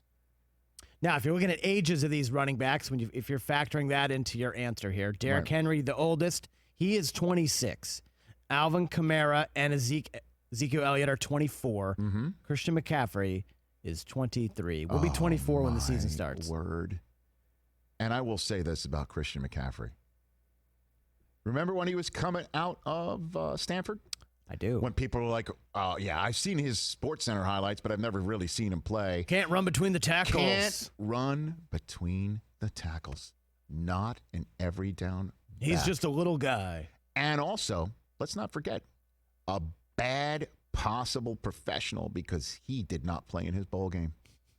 Remember all that conversation about how he could be the guy? You need to really make. There were people out there. You need to really make sure to see if Christian McCaffrey is a good fit on your team because he would not risk all of this For a on game the that Sun doesn't Bowl count. in El Paso, Texas. Is that what it was? The Sun Bowl? I believe it was. By the way, I don't know out of which mauve orifice I pulled that one, but I think I did. Yeah, Sun Bowl. You're right. Dude, I remember that. Oh, God, don't draft him. He can't run between the tackles. He's not durable, and he maybe isn't dependable. And now look at him. He might win this poll. Early results. 844-204-RICH, number to dial at Rich Eisen Show is how you can tweet us and tweet with us. So, well, when we come back, Thomas Dimitroff of the Atlanta Falcons kicks this all off right here on the Rich Eisen Show.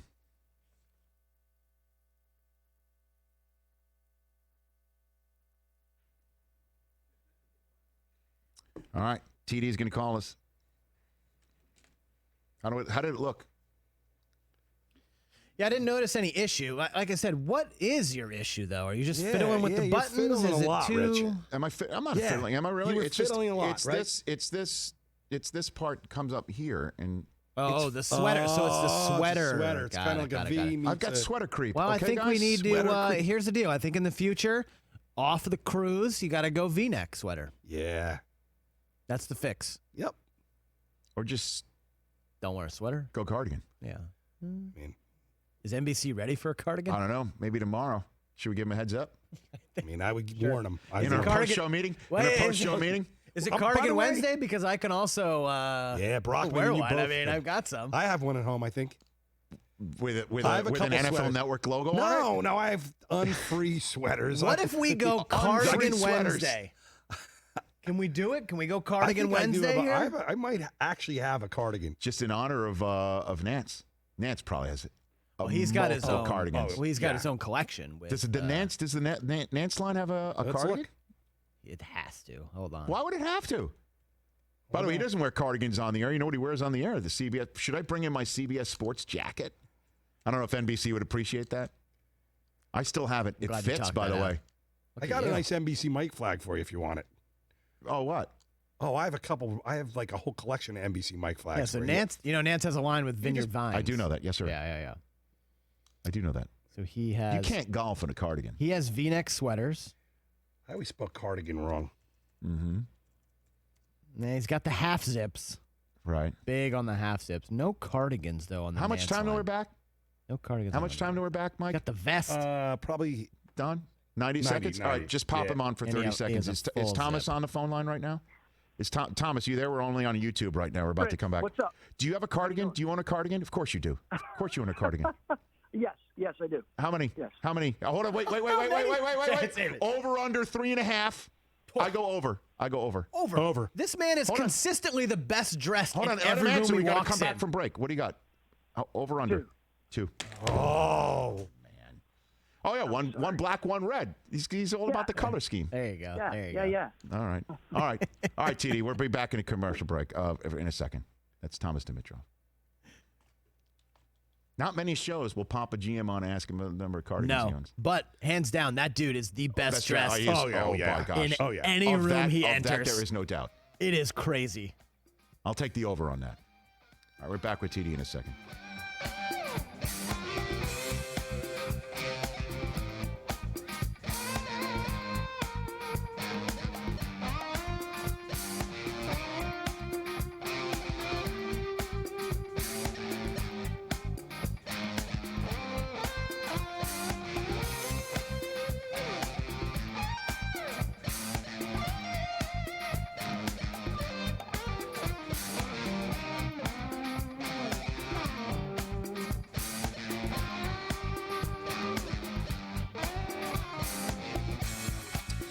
Welcome back to the Rich Eisen Show. Phone number to dial, 844-204-RICH is the number to dial. Our YouTube stream is how you can watch all 3 hours, youtube.com/Rich Eisen Show, as we are also live every single day for next couple months on NBCSN from 1 to 3 Eastern Time. And pleased to have on, certainly, again, I just described in the previous segment to our new NBCSN audience, this is not this first man's pre-draft rodeo calling into the show. He literally is our go-to guy before the draft every year to give you all an idea of what it's like to get ready for a draft. And this is a draft unlike any other, obviously. He is the general manager of your Atlanta Falcons. He's Thomas Dimitroff. How are you, Thomas?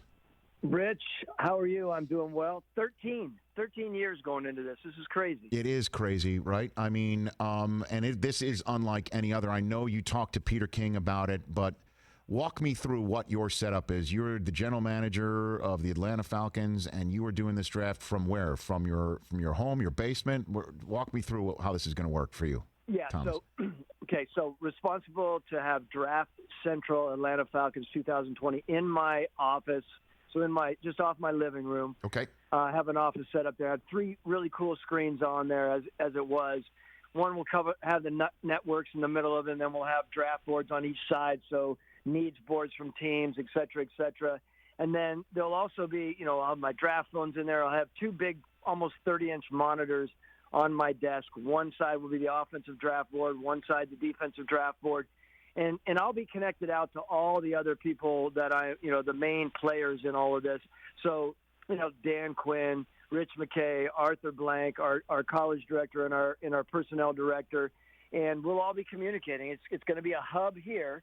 I'm only allowed 1 technology person here at my house, and that person can't be Dan Quinn from saying that he was an electrician back when he was 18, apprenticing and claiming that he's it has to be a legit tech guy. Right. And so I'll put him down in the basement, and he'll be down there if I ever need him. He'll have to come up in his hazmat suit.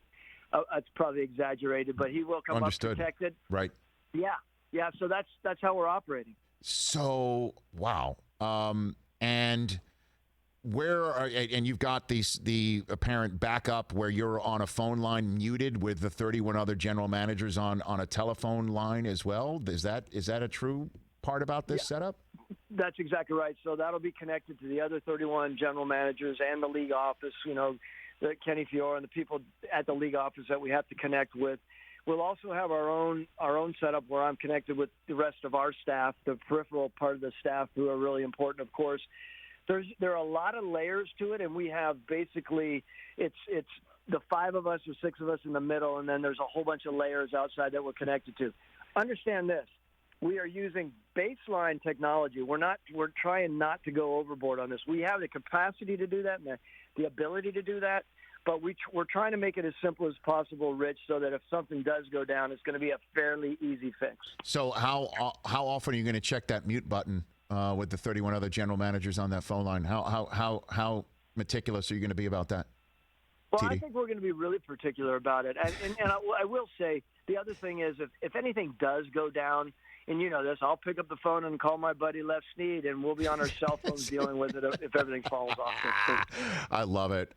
And where's your lava lamp in all this, Thomas? I don't have a lava lamp, but it is good. I'm going to figure out the design. We were just talking today about how am I going to have the food set up? Like I can't cook. Is someone going to drop it off on my front porch, and does it really matter? Will I just, eat beans and rice? I don't know. Well, you're still vegan, right? You're still vegan, correct? Well, I'm pescatarian, so I hate to disappoint you. I do eat some fish here and there, but I'm mainly plant-based. But that's how I know that, I used to call you Thomas Dimitroff, but I know it's there is no meat in Dimitroff. So now that's still true. No meat, just some little fish here. We're giving you all the information you need prior to this draft by right here on the Rich Eisen Show. Thomas Dimitroff joining me here on the program. Peter King was on yesterday. Again, I know you talked to him. He thinks that there might be fewer trades because of how this I guess it sounds like a rigmarole. I know that you mentioned how that's basic technology, but it does seem like there's so much going on and so many different screens and lines and virtual maybe Zoom rooms or whatever you might use, that there may be just fewer trades just because you've got to use your brain equity on just the picks and things like that.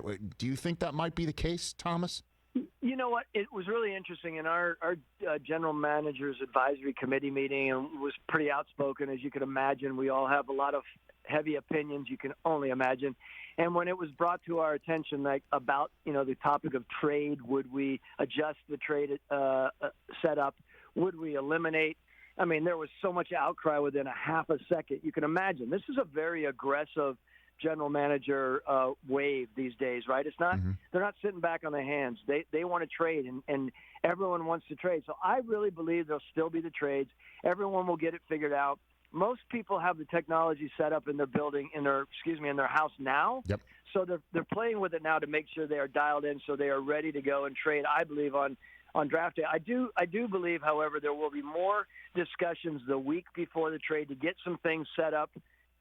General compensation set up with certain teams if something did happen. That's how I think it's going to happen. A little bit more of that. Let's dig into that a little bit more, Thomas. How does that work? Where you call up a colleague of yours and say, if this happens, let's just keep this in our top drawer, and I'll call you and we'll pull this trade off? Is that how that works? That's exactly right, Rich. That's exactly right. It's, hey, Les, we're picking here, you're picking there. We're interested in moving up. You're interested in moving back potentially. Here will be the proposed compensation. What do you think? Yeah, we'll think about that. Nothing cast in stone. If it happens and we're interested, we'll strike the call. We'll strike the deal. It'll be right around this. But now, as well as I do, that happens, and then all of a sudden, the heat of the battle, someone's telling me they have 5 more picks on the line and 2 more players that are going to be thrown in. Can you do it? And obviously, at that point, you're aborting the mission. Yeah, no doubt about it. Has there ever been in your tenure a colleague of yours that does that in advance to set up a smokescreen to make you think that somebody's doing this, and then there's a rumor that goes around? I mean, how do you ever sit there and go, how real is this hypothetical conversation? Yeah, I think so. As long as you have the agreement that it is hypothetical, I think a lot of them can be like, really, who knows? Percentages could be 10% that it's going to go through. Again, I just think there's going to be more of that. Now, there are definitely hypotheticals where there are smoke screens out there. And, in the draft world, the guys that you can deal with, and they're real enough deals. You also know everyone's, buying for their own team, right? And we're working for their own team and making sure that they're doing the best for their own team. That said, you have to have good relationships in this league to be able to secure a deal. If you're armed with someone that is a perennial BS guy, it's kind of tough to think that you're going to get anything done. You might like that BS guy, by the way, Rich. Yeah. We all know BS guys that we like. That's true. That's true. But you may not want to do a deal with them. There's business and then there's personal. I totally hear you on that. And last one for you on just the technical part of it, Thomas. We had your colleague in division, Jason Light from the Bucs, on last week. He said that there was going to be a mock draft where everybody gets on and try all the technology out. Is that happening? Did that happen? What can you tell me about that? Yeah, that will happen. And, I think it's going to be, they're projecting it to be a couple hours probably, and it'll be real. I think it's at the beginning of next week is when we're doing it. And I should know that, right? No. But I figured it'll be on your schedule. It'll be on your schedule. You'll figure it out. I've been relying on my EA Alyssa quite a bit lately, and it's kind of tough when we're from this far away. Of course, she's up in Jersey right now, and we have to keep track of it all. But that is going to be important, of course. I'll be interested to see how smoothly it flows, because there are elements to it and nuances to draft day that are going to change, of course, and I will say this, interestingly enough, when I came from New England, our draft room was probably 8 to 10 people in the draft room. Atlanta, 45 to 50. Wow. You can, obviously very different. Everyone has different approaches. This will be very interesting to be back in the house here doing a draft, as I'm going to, with basically me and my 12-year-old son. right? So Right. I'm welcoming the piece of it to see how it is, to see where we are with it all. That's amazing. Do you know, is the commissioner going to be involved in that mock draft too, just to get it all set up? Do you know that? Or I do not. No, I don't know that at this point. okay, so because I mean, if he is, then you can't just screw around and say you're drafting a kicker just to have fun during your mock draft. That's right. Your first rounder. Right. Thomas Dimitroff here on the Rich Eisen Show. Is your board set right now? What does your board look like right now, Thomas? Yeah, our board is set, and it's set. We're still doing some minor adjustments and massaging, as we call it. We've talked about massaging your draft board. Yep. That's a great vision, right? But yes. The reality, there's no. We're moving boards nowadays, but rarely are we on magnetic boards, especially in this remote situation, right? Right. We're all on our screens now, and they've come so far, the screens. But anyway, we're in the process of doing that, and we're really close to it. Dan and I, Coach Quinn and I meet basically every morning from 8 to noon, watching video together in a sort of a Zoom mode. We're watching or Teams, whatever we decide, and we have great discussion. Of course, the video isn't as clear as you'd like it to be, as it's transmitting. But great conversation, great discussion, and we're able to discuss our draft board day in and day out. And I think we're in a good spot. And when you're looking at your draft board, do you have at the top of the draft board who you think is the number one overall pick in the draft, like say Burrow or Chase Young, or is it the way that you're viewing things when you're sitting there at 16? How does that work? Yeah, it's a great point. What we do is, we have the entire draft board up as we deem the talent to be, yes, as it relates to us, but we have, by each position, by grade, we have our guys listed from top talent to the bottom, at that specific position. So, it does apply to us, of course, but what we do is we move down a few sections and we kind of project to what will be potentially there at 16, or if we decide to move up to 10 or back to 24, whatever the numbers are, we'll project that way. We have really what we do is we spend a lot of time on our scenarios, Rich, and we may have 10 different scenarios plus. You could go exponentially more than that if you really wanted to. But we spend a lot of time on scenarios. I think that's a prepare in times of peace, bleed less in times of war idea. Whose quote is that? I'm still. Is it Patton's quote? No, I said it. I said it, Tom. Thomas, I said it. With that beautiful lavender shirt you have on. Mauve. It's mauve. Let's. Look. Everything's an evaluation with you these days, Thomas. I guess it's that time of year. It's a Patton quote, Christopher. Is it Chris? Confirmed a Patton. Very quote. Good. I like you using that. So, all right. Now, who's the top of your draft board? Is it a quarterback? Oh, that's a great question, right? I thought you were going to ask if it was a quarterback somewhere in the Southeast. You probably, yes. Yeah. Is it? Well, I wouldn't tell you exactly who it is just because it would probably be, I think that's like a major faux pas in our world. But The reality is he is one of the very, very, very, very best in the league, potentially, in the NCAA. So, yes, he's quite high on our board. Where do you stand with that individual that we're not naming as a potential Tom Brady lookalike? I've been hearing that a lot about Burrow. What's your evaluation of him? He honestly he's a heck of a football player, and he's just got such a combination of not only his skills, his moxie, and his intelligence and his ability to work the field, as well as his athleticism. He just seems like he comes to the table with a full package, and he's got an air about him, as you know, that is very cocksure, which is good for him, right? He's a guy that is very, very sort of aggressive in his ways in a really cool manner. I think a team is going to do well with him for sure. Thomas Dimitroff, the Atlanta Falcons GM. Few more minutes left with him here on the Rich Eisen Show.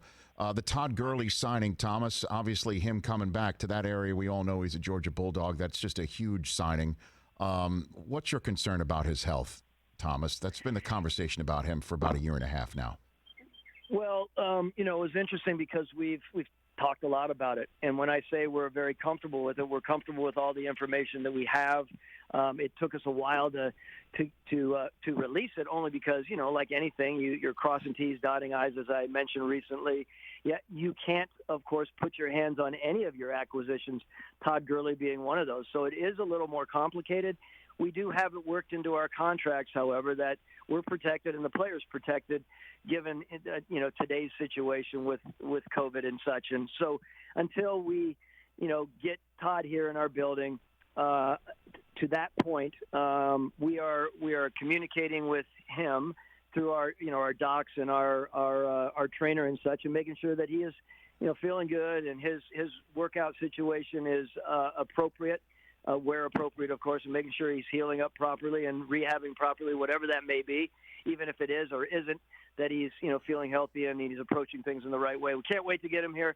We have significant expectations for him, as he does for this organization, and we're excited about it. I know he's going to be wearing number 21, and that's a big number here in Atlanta. I know, Thomas. I heard that story, and, why is 21 not retired there? I know that you've got so many things on your plate, but is there ever a conversation as you generally manage this team about Prime's number? That's a great point. And as I generally manage, I usually steer clear of those sort of bigger picture ideas that maybe an owner and a president and a head of a competition committee would take care of. So I'll leave it to Arthur and Rich to mull over that issue. Yeah, of course, Dion. It's a really good point. I mean, he was a fantastic player. Yeah. Interestingly enough, a little aside, I've been talking to a number of different guys. The idea that this city has been searching for that energy since Dion, whether it's on the offensive or defensive side, a personality like that can take the city over. I think there are some players that can do that, and I think it's interesting. Two of our free agent acquisitions feel like they probably want to do that. One being Todd Gurley in his own way, of course, and one being Dante Fowler, who has such energy that I think he'd love to take the city by storm. Well, and in the few minutes I have left with you here, while you're a guy who's signed a running back to the largest contract in the league at the time, as you did to Devontae Freeman a couple of years ago, and now you've signed somebody with obviously a huge track record and a lot of upside, but a potential injury history despite his young age in a one-year deal in Gurley. What's the market for running backs, do you think, from your perspective as a general manager in the NFL these days? Your philosophy on that? Yeah, you know what? We definitely did that with Devontae Freeman, and he was a heck of a football player for us, and we appreciated it all. At that point, he was very instrumental in our 16 run to the Super Bowl and such, and we felt that at that time was the right thing to do.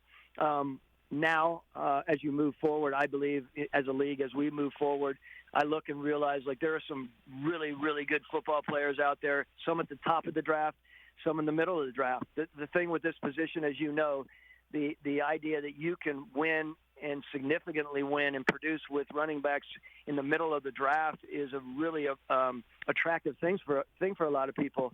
And, not to say that the position is devalued. I just think it's such an important position. And maybe not a position that you're holding someone for many, many years at, right? So I think there's a big turnover there. And the point is, I think you can find some really talented players, whether they're at the first, top 20 in the draft or whether they're at, round 4, 5, or 6. So I love that, it's pick your, choose the way you want to approach it, right? If you want to put money into it, understand that it sometimes may not be that long-lived. So before I let you go, Thomas, you hail from the New England system. If I had told you that Tom Brady would be in your division at some point, you would have said what? Because he is now, as I'm sure you're aware. I would have said, I would use a word that you probably appreciate, inscrutable. It really is unimaginable that he is in this division. I thought he was heading west, and I know that, that he's down the street is incredible for this division, of course.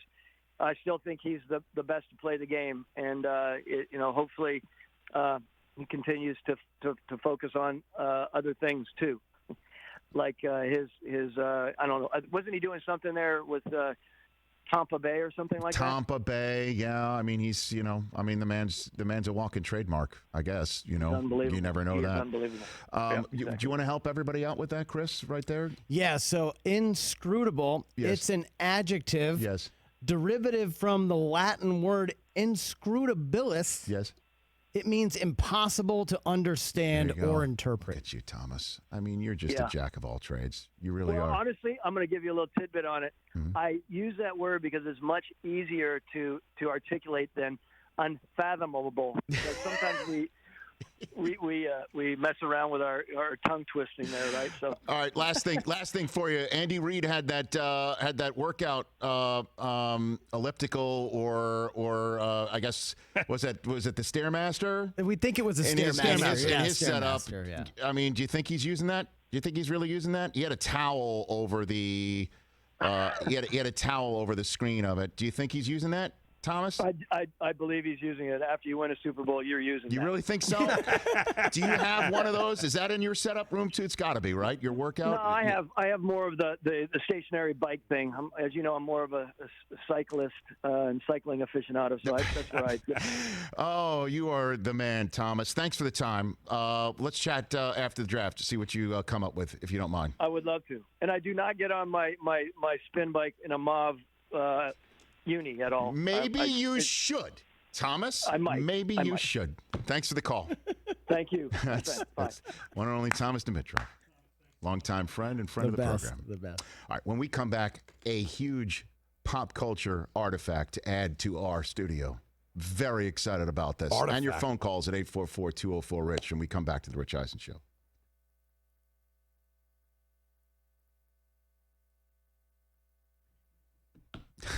I mean, big word alert. My Inscrutable. goodness. Do you think John My head Dorsey spun.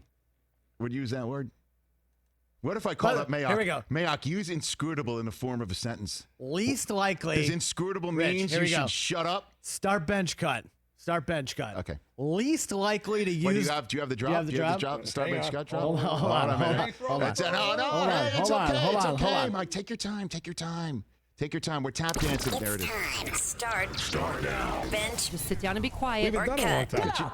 time. Don's got it working too. Look at that. Which NFL general manager least likely Take that sound off. Oh, okay. least likely to use the word inscrutable during a press conference? Mike Mayock, John Dorsey, Dave Gettleman. Start bench cut. Least. Rich Eisen. All right. I will least likely meaning no Least shot. likely no shot. John Dorsey start. I bench Gettleman. I cut Mayock. So wait a minute. So least likely. Least likely. I start Dorsey. So Dorsey, no chance. No to chance. ever use No it. chance. I cut Mayock and I'll bench Gettleman. I think Dave Gettleman's got. Inscrutable in him. I do think he's got some In that inscrutable. Boston accent. Inscrutable. We picked the player. Hey, Inscrutable. Look, he's got a thick Boston accent. Thick. In terms of a thick Boston accent and not judging somebody as a book by its cover, did you not see Good Will Hunting? Right? Didn't think he could go to MIT with that accent, did you? That's true. There's no Right? there's no R's in inscrutable. Right? But Do you know what I'm saying? and with all Don't due judge respect, a book by its cover, with all by due the accent. respect, Did you not see Will Hunting? Gettleman's not doing calculus on a chalkboard How do you outside know? of a classroom How do you know? because I've seen him make draft picks. Oh, my gosh. Speaking of which, one running back we didn't even consider when making this poll question Is? today, Saquon. Oh, my gosh. Didn't even consider. All right, bring that up in a second. That's what the Giants have done to Saquon.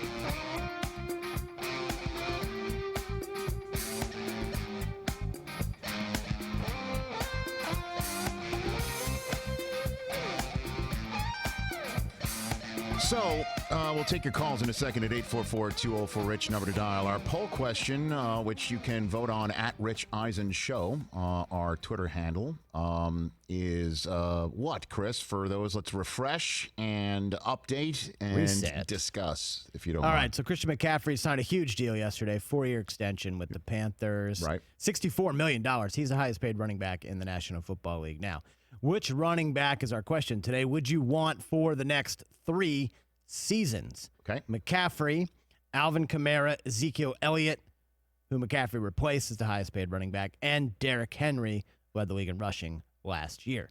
Now, Christian McCaffrey leads the way, kind of running away with this, 64%, similar to the percentage Tom Selleck got yesterday and our best TV mustache. Just had to work that in. Well done. Now you're just connecting. You're connecting shows. Connecting dots. It's dots, yes. Connecting shows. Right. Now, a few players who did not make the list that people are chiming in. I wanted to have Dalvin Cook on there. We kicked him off for He got bumped for Henry. for Derrick Henry. And you have to have Zeke there because he is the highest paid guy. Yes. All right. And Alvin Kamara may be the most versatile. And Kamara's next. Yeah. People are, some Browns fans chiming in with Nick Chubb. Gotten a few Josh Jacobs from the Raiders. Come on. And I love Jacobs. Aaron Jones. And now I said this to you in the break. Now, one player we didn't even think of or consider. Which is amazing. Saquon Barkley. We just totally didn't even think of him. Or, second thought. Unbelievable. Like a sophomore lost, slumped and, doesn't make the list. Dude, first of all, the guy got hurt. And secondly, what a mess last year. Yeah, exactly. Eli, then Daniel Jones, and then no Saquon, and then he comes back when he probably shouldn't have. What a mess. Probably not. But it's amazing. It is amazing that the unquestioned first overall pick in fantasy drafts around the globe last year didn't even leap to our mind to say, let's include him. And it's amazing. Look, McCaffrey is going to be making a ton of money, and we saw this coming. Cam gone, Greg Olsen gone, new regime in. New face They're of the going to franchise. build it around him and make him the highest paid player, and of course he's fired up. And now, That's historically, this has not worked out for the team that has given the bag to the running back. But the bag that this running back has now is coming off of a season that only Roger Craig and Marshall Faulk have ever done, and he's not even 24 years old right now. And, again, it is amazing. Look at that. Only player with that 2,500 and 2,500 in his first 3 seasons ever. I remember McCaffrey at his combine, brother. He did the wide receiver route tree drills and was as good as any receiver coming out. But can't run between the tackles. Pac-12 not after big dark. enough. Never saw his games. And also, don't forget, not dependable because he refused to put all of this that, by the way, has now cashed in a historic way. Refused to put that all on the line for the Sun Bowl, which I had no problem with. 0.0. Full blue Tarski, I had no problem with it. Torrey Smith, I remember my first week in Carolina, people told me to stay away from him because he does too much. AKA, he works hard. That's how I work. So I knew I had to be right beside him or in front to push the tempo. He earned every single penny. He was one hell of a leader. There's your teammates right there.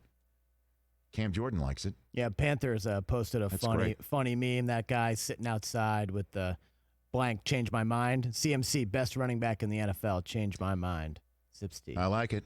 Pretty funny. Panthers social media games on point right there. Yeah, they're very strong. Let's take a phone call, 844-204-RICH, right here on the Rich Eisen Show on NBCSN. Also, our youtube.com/Rich Eisen Show stream is how you can watch us. Stream us live all 3 hours, and certainly the first hour we're on at noon Eastern every single day. And hit subscribe because the videos that are created through all 3 hours are sitting right there, and you can go down a video wormhole, and there's some great stuff from the past 5+ year history of the show that you can enjoy as well. Jeremy in Alabama, you're here on the Rich Eisen Show. What's up, Jeremy? I'm good, man. I'm glad that you're on the NBC Sports Network, and I get to watch you again. Well, thank you, Jeremy. Glad to be back in front of you. What's on your mind? I want to answer the poll question first, and then I have a scenario question for you. Poll question, then scenario question. Go for it. Derrick Henry. Right, that's who I take for the next 3 years. Not because he's an Alabama guy, but just until last year, I still felt that he was misused. That his yards could have been better than what they were last year. I just feel like they forget about him. Hey, he went on a historic run. I mean, Yeah. he was unstoppable. A one-man wrecking crew that Ryan Tannehill played perfectly off of. You want to talk about a run game setting up the pass game? That's exactly what they did. And he called his shot on Earl Thomas, and he took it. And Earl's going to go to the Hall of Fame one day. So, that's not a bad choice. And what's your other question that you had? Okay, so Tom now signing with Tampa Bay and being down there. Gronk is doing things with WWE, and Gronk is having to train in Tampa Bay at the WWE Performance Center. Oh, what are you saying, Jeremy? I love this, Jeremy. What are you doing to me? Say it. Just say the words, Jeremy. Say the words. Go. Does he go to Tampa Bay at the first of the year, middle of the year, or does he wait and see how Tom does for a year in Tampa Bay before he joins? Baby Jeremy in Alabama. What? As they say in this business, rock him. Love it. Thank you for the call. He ain't going. Oh, baby. I'll eat the hat again. Whoa. I'll eat the hat again. He ain't doing it.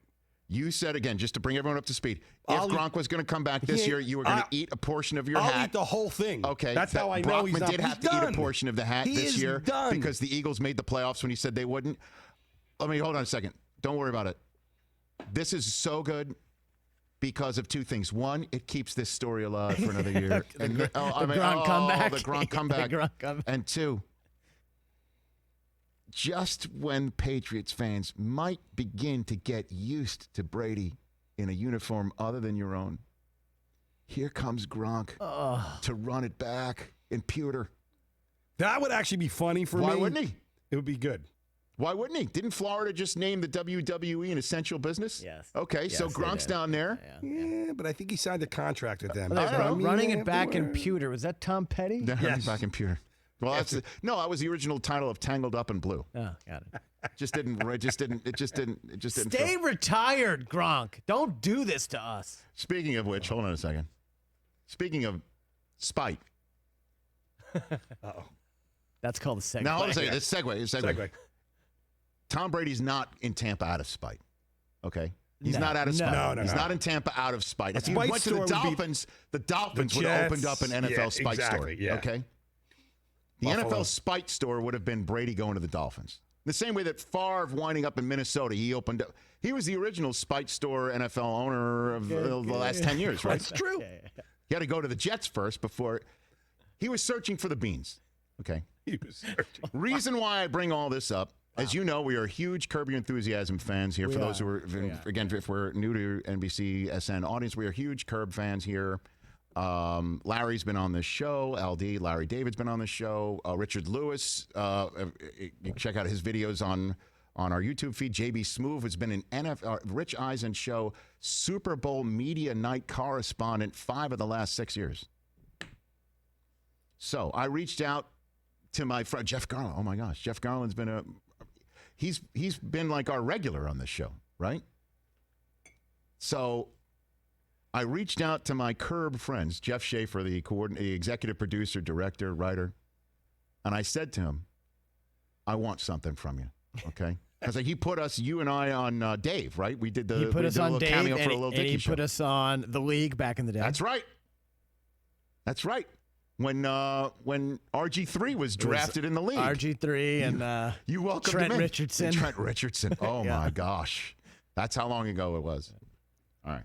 I said, I got to have it. Can I get it? He said, hang on. I've got it. You got it. Oh, baby, this is amazing. A Latte Larry's Ah. self-heating mug. There it is. Wow. There it is. Can you That's turn it on? tremendous. And just because I'm a team player, Okay. Uh-oh. I'm a team player, Oh, Rich. but I also have to set a little hierarchy around here. Oh, yeah, Mocha Joe's. No. Oh, no. Latte Larry coffee cups Oh, all right. as well, in case you need to keep the heat, because the coffee, as you know, comes in hot. Comes in hot. You don't want to Comes in stick hot. your nose in No, there. no, You don't. You want no. to stick your nose in there and no. find out that the temperature's not good. Okay. All right. There we go. You got the tops. Look at you. Latte I mean- Larry's. Oh, baby. That's tremendous. How great is this? That is pretty fantastic. awesome. That is. Just make sure. One of my proudest Yeah. moments in the history of this show. Now, Turn that thing let's off. just make sure we don't knock it over and, burn the place down. Leave that thing off. I don't want to spoil that alert right there, but that is definitely an alert. There you go. So thank you to LD and Jeff Schaefer and everyone at Kirby Enthusiasm. There you go. That's There's my tremendous. latte, Larry Lug. Well done. Very good. Well done. Let's take one more phone Great call ask, here. by the way. Oh, and on the Geico fan line right here. Michael in Florida, let's take your call. What's up, Michael? Hey, honored to be with you, and I'll call myself, if it's okay, Sweater Vest Mike. Okay. This afternoon. Sweater Vest Mike is on the phone line. Very good. What's going on? What's on your mind? Well, you opened up this hour talking about quarterbacks and who's coming in, and obviously all the talk about who's number one, and I think we all know that. But the question is, diehard Bills fan down here, too many years really out of Buffalo and Florida, but still the cross I bear is the Buffalo Bills. Do we have a franchise quarterback? Great Is Josh question. Allen- Great question. We don't have the answer to that yet, and thank you for the call, bud. We don't have the answer to that yet, but I'll tell you what. And I said this yesterday. He had a better year than Sam Darnold, and today's birthday boy, right? Baker Mayfield is 25 today. Baker Mayfield, 25 Happy today. birthday yeah. to Baker Mayfield. Yeah, some people took umbrage with that, what you said. Well, I mean, he had a better year than them last year. I didn't say he's a better quarterback than them. I don't think I would have the leg to stand on to say that right now and evaluate it. Mayfield had a great first year, a dreadful second year. Darnold had an interesting first year, a mono-ridden second year. I can't believe that's not It's not a joke. a joke. It's really straight happened, up. Yeah. But this is the Bills' division to lose. I know you take issue with that, Mr. Patriot over there. That's You can't crazy. fathom that, but it is. Crazy. Stephon Diggs added to this team, man. You know? You might have to open up a Spite store in Western New York, Chris. Hold on, I'm looking at futures. I'm so excited about this. All right, our phone number, 844-204-RICH, is the number to dial. Joel McHale, when we come back on the other side of this break, and Ian Rapoport as well from NFL Network. And my friends at Geico want to let you know they're bringing you the fan line right now. You can bundle policies with Geico. It makes it easier to bundle your homeowners or renter's insurance with your auto policy. Go to geico.com, get a quote, and see how much you could save. It's Geico Easy. Visit geico.com today.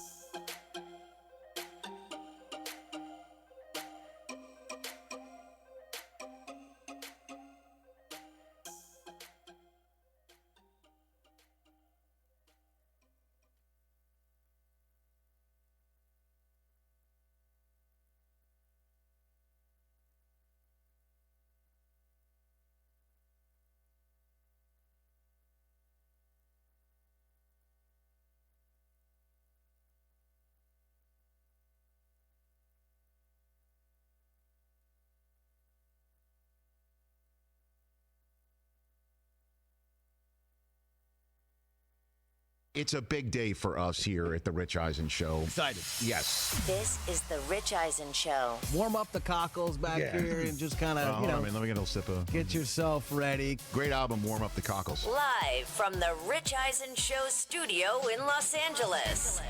Is that the B-52s? No, that was the Sex Pistols. Accessing. Earlier on the show, Atlanta Falcons general manager Thomas Dimitroff. Coming up, NFL Network insider Ian Rapoport. Plus, host of Netflix's The Tiger King and I, actor and comedian Joel McHale. And now, it's Rich Eisen.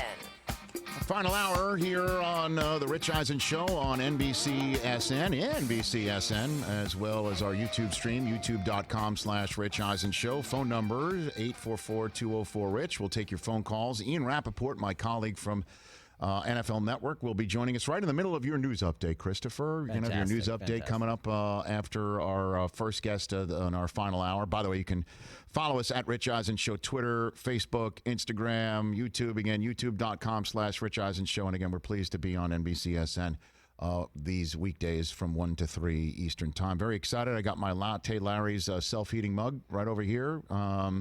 As the few things that I've been able to sneak in here, pop culture-wise, in terms of my personal viewing. Chris Brockman and Mike Del Tufo joining me here, as always, in their post here on the Rich Eisen Show. Been able to watch Curb, got that in. And we decided, Susie and I, because we're just so wiped out by the end of the day with 3 kids at home, and we are, again, happy and healthy, and we're thrilled to be, doing the social distancing, staying at home when I'm not sitting here, and we're practicing social distancing here on the Rich Eisen Show in the studio. Tiger King, watching Tiger King on Netflix. I've gone in there. Brockman, you said I should do it. We did it. I did. We're through it. It's great. We have survived it. Well done. I know there's a lot of people that are still going through it. Yes. So we will be mindful, if you will, of some spoiler alerts, but I turn to the phone lines.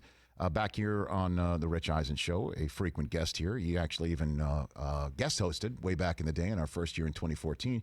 And he was the guy they had to turn to. I mean, if you're going to interview members of the Tiger King, if you will, universe, in Tiger King and I, a wrap-up show, a follow-up show, however you wish to call it, on Netflix as it was starting to stream this weekend, you got to turn to this guy. His name's Joel McHale. How are you, Joel? I am well. Nice to hear from you. Your voice is that velvety fog that I love to just fall aslead to every night. Well, I mean, but Rich, wait, before we proceed, I must say congratulations to Chris over his baby, Gage. That's happy baby there. Thanks, Joel. Appreciate it. Do you have any advice for him as a first-time father, Joel, for Chris? Do you got any advice for him? Don't leave them outside. Let me write that one down. Let me write that one down. Really important. I've got 3 of them, and I don't understand why I haven't focused on that for 3. Joel. I guess no. This is now. I'm going to be serious. Okay. Strangely, Rich, is that right now people are like, oh, you're in baby jail. Enjoy every single minute of it. I'm sure you are, but this time everyone always goes. This time goes very fast. It goes faster than you think, and then it happens overnight where they're playing Fortnite and dropping F-bombs to their friends. That's true. So That's true. Enjoy this time. Yeah, thanks. It's been almost 2 months, and it's felt like 2 days. It's gone by very fast. Personally, Joel, I thought your advice would be don't open a tiger zoo in the middle of Oklahoma. I thought that would be some advice. Or open a tiger zoo in the middle of Oklahoma. My bad. Apparently, it'll become the most popular show ever in the history of anything that's ever been broadcast. So what was your first thought when you got a phone call saying we'd like you to interview a whole host of people from Tiger King? What did you think there? I thought, wow.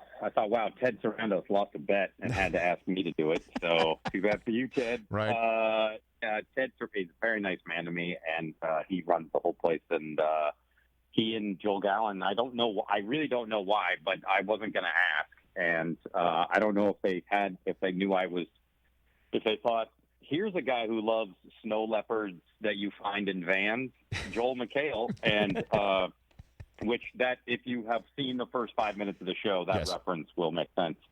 I was thrilled to do it because the show is it really is truly fascinating, and I watched all the David Spade interviews Yes. with all the cast members, and so I was thrilled to follow up on that. And I in my mind, their answers did not disappoint. Did you hear Jeffrey Ross's interview with Joe Exotic? Did you hear that one on his podcast, Joel?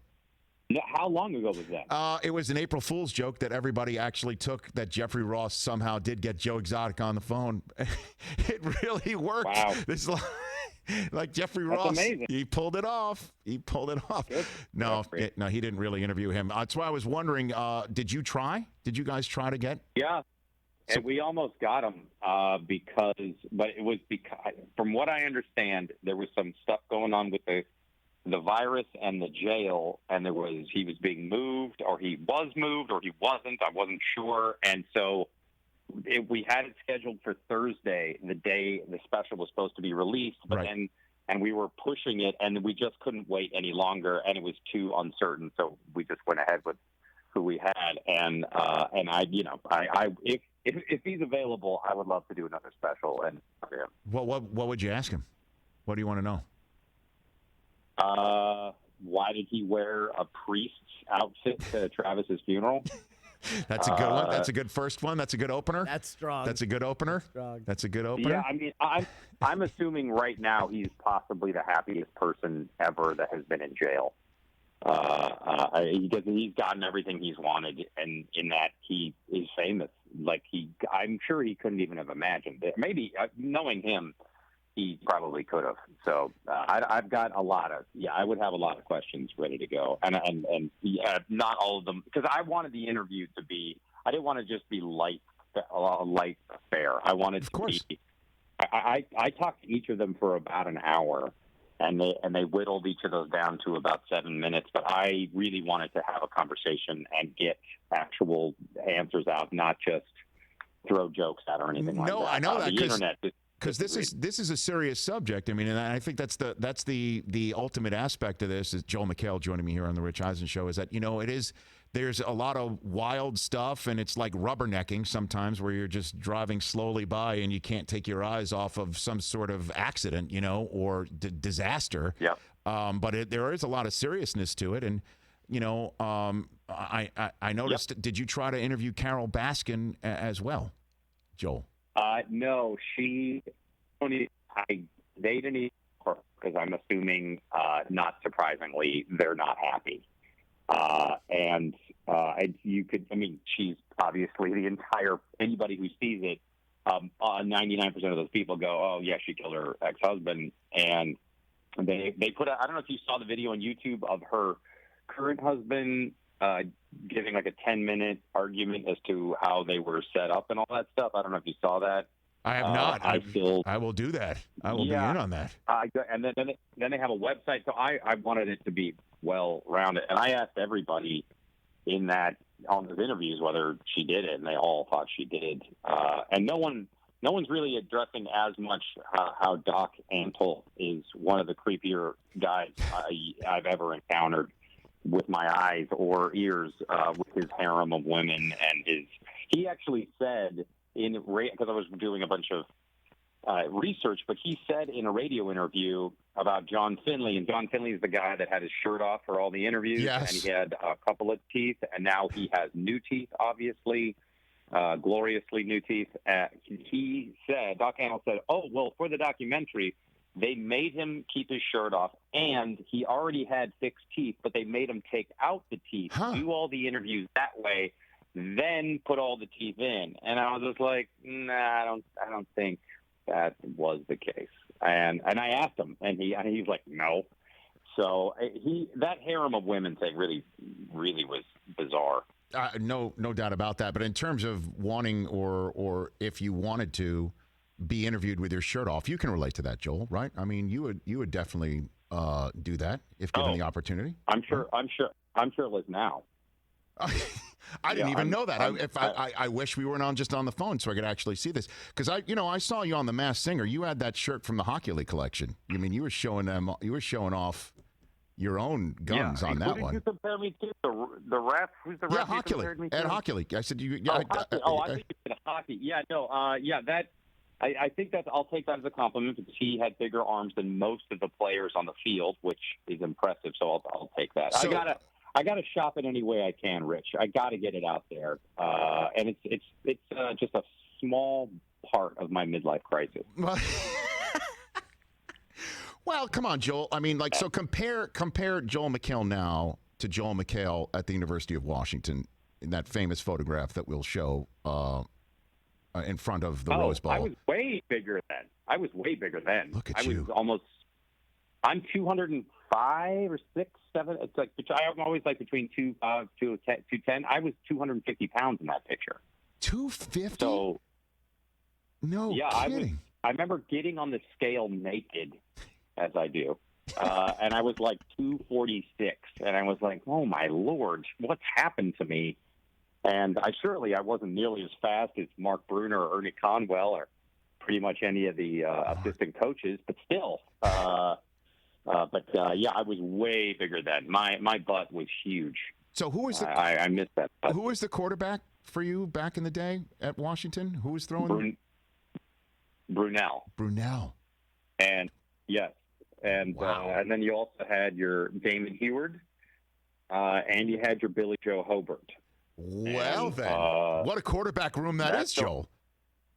Right, and Billy Joe used to also punt, and he would punt and throw it, and then you had Napoleon Kaufman on the team, who I think to this day he's by far the fastest person I've ever seen with my own eyes, and I don't know how. I remember him running a 4.22 40-yard dash. Is there anybody in the NFL that fast? I mean, I know there's guys as fast. Is there anyone faster? Well, I mean, I think that's what John Ross ran at the Combine. Now on the Bengals, I think he ran a 4.22, and that's absurd. So, yeah, you saw that. Napoleon was like 20, and I watched him bench press 400 pounds. Get out of and here.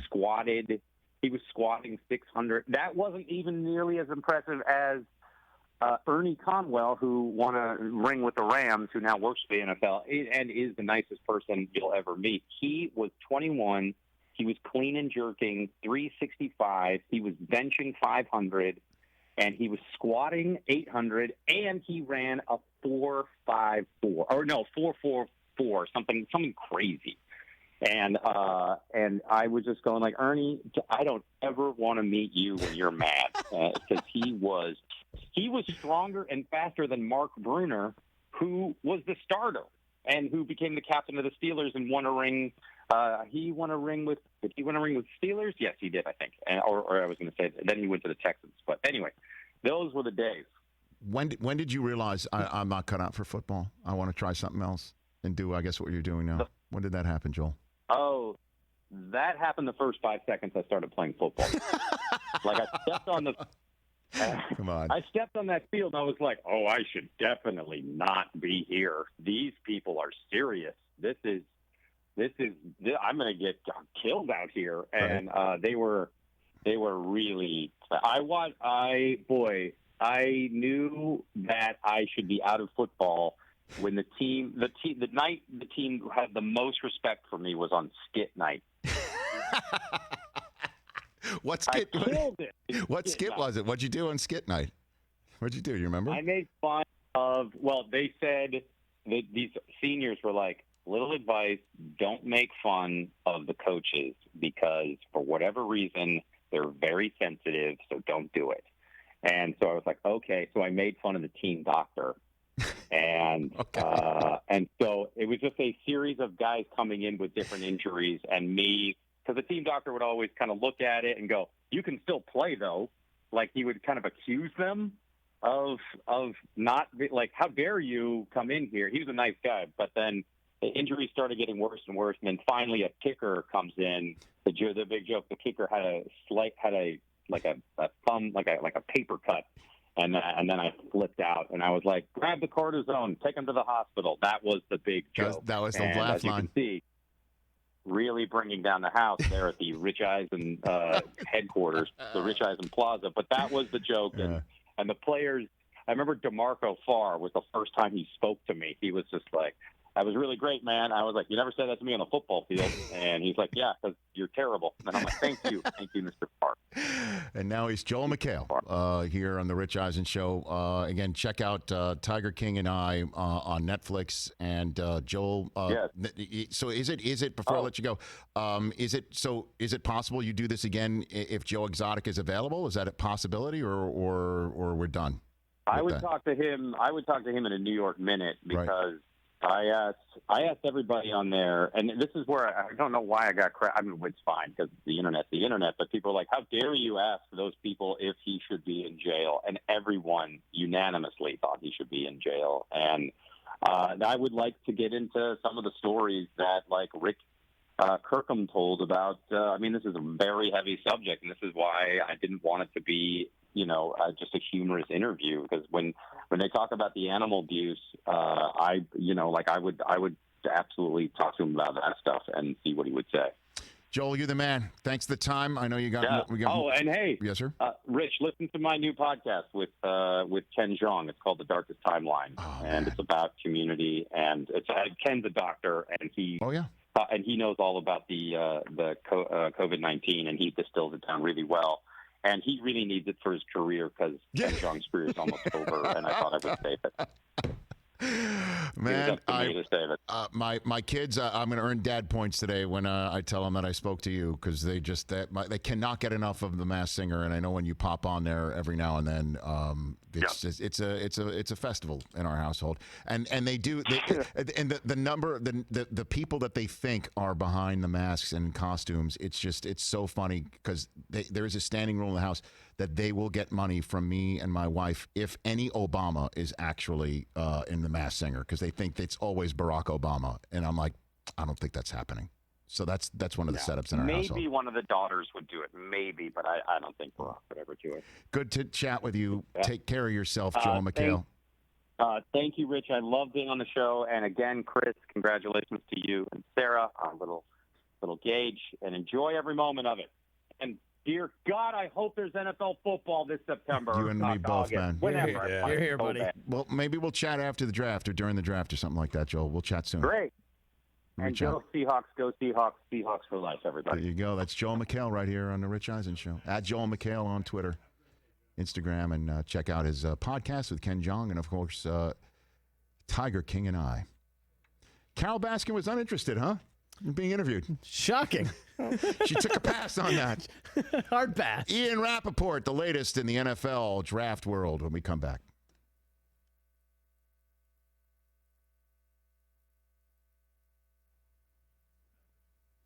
As you like to say, knock me over with a feather. Dude, on that one. I don't want to say any more, because those are, like I told you, very litigious people. Very litigious Wonder people. how they're paying for that. I don't know. I would, as your friend and host, I would advise you against saying another word, sir. Just wondering. I don't know, man. Wondering how everything's getting funded. That's all. It was an interesting wrap up. He spoke to everybody but Joe Exotic and the Baskins. Oh, well, I'm excited to watch it. Like I said, like he said, I've been watching all Spade. Kind of did them too. They're fascinating. Spade spoke to all of them, right? On Instagram? He talked to all of them on Instagram. He talked to... But not Joe Exotic, correct? Not Joe Exotic, no. And when Jeffrey Ross, that we had him on, I think like the 2nd of April, right? The day after his April Fools came out. He got us. In the same way, I guess I got Scott Van Pelt with a fake Hockley letter, right? Yeah. The fake Ed Hockley letter? Which you wrote during a commercial. Which I wrote before the show. Yeah. That's one of my favorite moments. Very funny. What's our poll question update, if you don't mind, over there? Okay, so we're going to running backs here. Which one you'd want for the next 3 years? McCaffrey running away, much like he did last season. 65%. Okay. 65%. What if we? Mm-hmm. What if we took off Kamara and Zeke and replaced with Dalvin and Saquon? Do it, because at this point in time, it's a wash. It's a wipeout. So do it. All right. Do it. Why would we take Zeke out? 'Cause I don't know. Why wouldn't we? So you're going to take out? I'm just saying they're the two at the bottom. They got the lowest percentages. Zeke and Henry, Derrick Henry. No, Alvin Kamara and Zeke. All right, take them out. are at 11%. So our cowboy friend over there, does he have a microphone or he does not have a microphone? He hasn't figured this TV stuff out yet. He's just barking off from the side. Come on, does he not have a microphone over there? Does he have a microphone over there? Does he have a microphone over there? Does he not have a microphone over there? He does not have a microphone over there. Yes, you got it. Turn it on, TJ, please. Guys, Yeah. Our resident cowboy fan. I mean, you say to turn it on. Normally, the stuff I say to Chris is just banter between Oh, Ian yeah. and No, Joe. but you're reacting in a negative way to Zeke.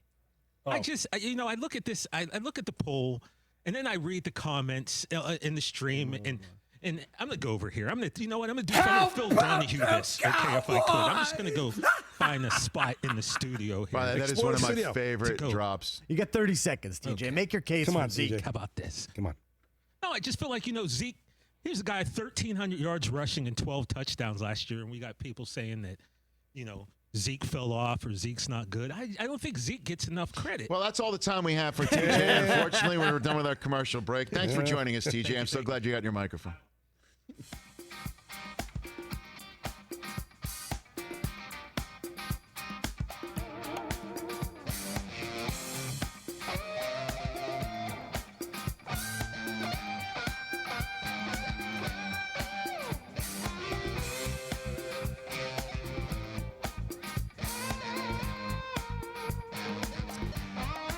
Welcome back to the Rich Eisen Show, 844-204-RICH, number to dial. We will take your phone calls here. Chris, do you have a news update over there? Because, I mean, there's a lot of news stories that I want to hit, and Ian Rapoport can help flesh those out. How about, I just, at the very least, want to, for the first time, play the Chris Brockman news drop on NBC SN. I've been waiting, Rich. You know what? It is, our first couple of days on NBC SN. And, we are all very happy to be there. But we have had an NBC legend introduce Chris Brockman for a while. It's true. On our news update. No, that's true. That's true. Let's bring in Ian Rapoport for a second right here. Okay. Let's actually go for it. Roll it, please. And now, with a report of the day's news from the world of sports and entertainment, someone who is not a journalist or newsman by any definition of the word whatsoever, it's Chris Brockman. I mean, it's amazing to me every single time that Tom Brokaw takes time out of his busy schedule. Very busy. The emeritus of NBC News. Yeah. So what's your news item? What's your news that you got over there? So you want to take NFL draft? Sure, please. Let's do that. And then we'll bring in Ian Rapoport. We're talking quarterbacks earlier at the top of the show. You said you like your guy, take your guy. Yes. One of the guys buzzing from this pre-draft interviews that's going on, Georgia quarterback Jake Fromm. Rising up. Buzzing. Interviews. One of the favorites among QB coaches across the league. Didn't he have 8-inch hands? 8-inch 7/8. By the way, 8 and 7/8. Worst band I've ever seen. 8-inch hands. The worst. Not great. Honestly, I wanted my money back. Not great. They're terrible. I do believe James Dolan opened up for 8-inch hands once, right? So and Jordan Love. Jake Fromm is a favorite. Yeah, right. And Jordan Love from Utah State, the wild card in this. We were talking about Mel Kiper, had him in 19. People see him with a draft window of 5 to 25. Okay, so since you don't have the news item right there, it was a total gratuitous use of the Chris Brockman drop just to play Tom Brokaw on NBCSN. All right, I bring in my compadre from the NFL Media Group, our information man deluxe, Ian Rapoport. How are you, sir? What's going on, Rich? How are you? Congratulations on your new landing spot. I appreciate that. Thank you. It's a very cozy place. Very cool. I appreciate that. We're very, very happy here. And thank goodness healthy. I trust everybody healthy in your neck of the woods as well. Yeah, I mean, healthy as far as the coronavirus is concerned. Not healthy as far as I have a 5-year-old and a 6-year-old, and all they've been doing is throwing each other off the walls. Okay. So, I mean, I would say concussion protocol has been implemented in my house, and we're good to go. Father of the Year, Ian Rapoport, joining me here on the Rich Eisen Show. So let's get into what you tweeted about today. Definitely intrigued me. Jordan Love, wild card of the draft. Walk me through your reporting on that one right here. This is a really interesting one because, so many people I thought probably around the combine were thinking, all right, 4 quarterbacks go early. You're thinking, probably, there was a lot of buzz about the Raiders and Tom Brady, which didn't end up happening, but there was buzz about that. And all right, so 4 quarterbacks probably go in the top 12, and there's your quarterbacks. And now I'm not so sure, because I think Jordan Love's tape 2 years ago was really, really good. The person people like, interviews have been good. The tape last year was not good. And so I think teams are trying to figure that out and what kind of prospect is he actually? And, certainly someone who is probably not going to play in the 2020 season just to sit and learn. So it doesn't feel to me from the people I've spoken with like that sounds like someone who goes early in the top 10. I mean, just look at the draft. Let's assume, just for the sake of this argument, that Jordan Love gets by the Raiders. Who actually takes a quarterback there? It's a vast array of non-quarterback teams. Maybe someone like the, Patriots or Packers or something trades up. Or the Saints, a team with an entrenched veteran.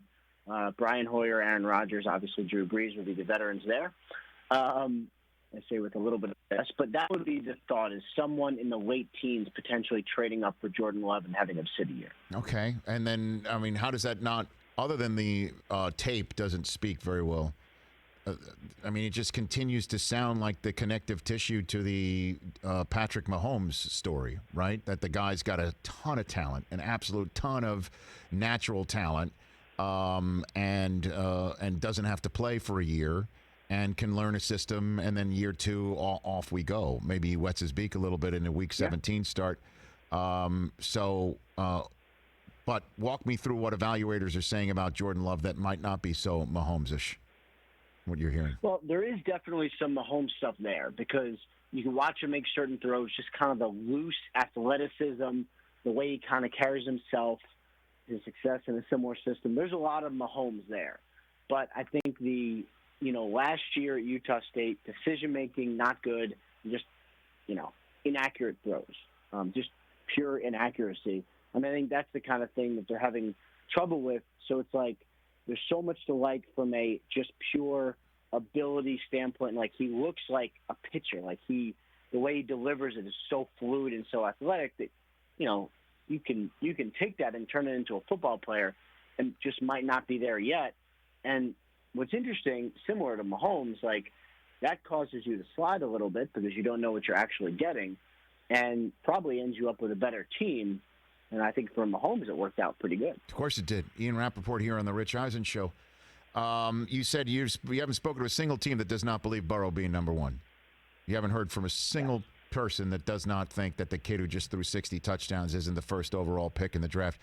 Obviously, the Combine, his statements at the Combine, as well as what's going on in the real world, obviously has knocked this story off of what was a huge smoke and maybe potentially fire story in January, and then at the Super Bowl, Burrow not wanting to go to Cincinnati. Is there anything that you're hearing that somehow, some way, that the Bengals do not take Burrow, or Burrow forces his way to somewhere else? You got anything on that front? I haven't heard anything to lead me down that path. The Bengals have spent a lot of, and I think our former colleague, Albert Breer, mentioned this yesterday. The Bengals have maxed out their video time with Joe Burrow. That is definitely true. They have gone above and beyond the kind of conversations they've had with him, talking about plays and playbooks. And, he's a draft guy, so you can actually discuss everything. They have gone deep with him on football, on getting to know him. And it sounds like it's gone really well. And then the other thing is, from the Bengals sources I've spoken with, when I mention a possible trade, they almost wave me off. It's like, come on, bro. Come on. Because I think this is probably as clear a number 1 pick as we've had in a long time. The film is just, poise, accuracy, decision-making, big moments, just nonstop. This seems like probably the most obvious choice in a very long time. And so the Tua market, I've talked about this with Peter King yesterday, Ian, and how the Tua market is an iffy subject, seemingly, all of a sudden, despite the video that came out that shows him looking spry, and the question about the Tua market and Justin Herbert and the evaluation.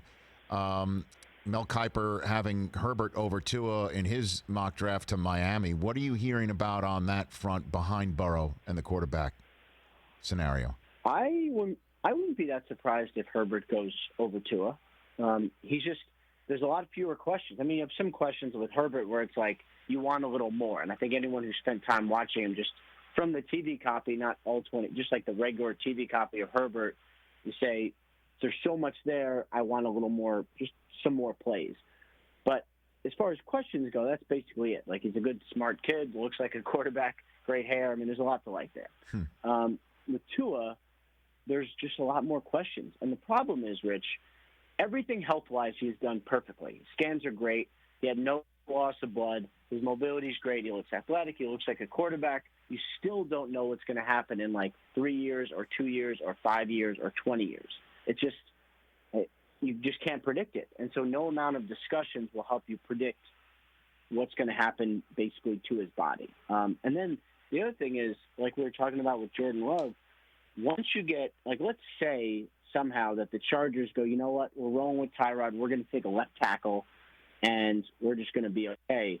Well, then who actually takes Tua? Like, if he gets past 6, I mean, maybe the Raiders, but, like, actually who? And that's one thing I'm going to have to make sense of come draft night is, like, if he starts to slide, where are the teams that will come grab him?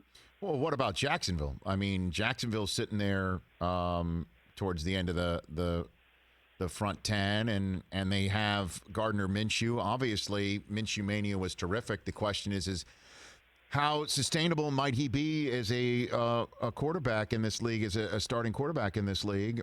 Cam's out there, Jameis is out there, Dalton's out there. What do you think of the Jaguars market and thoughts? And then, of course, you've got those veterans sitting out there. If you can put those all together for me, Ian.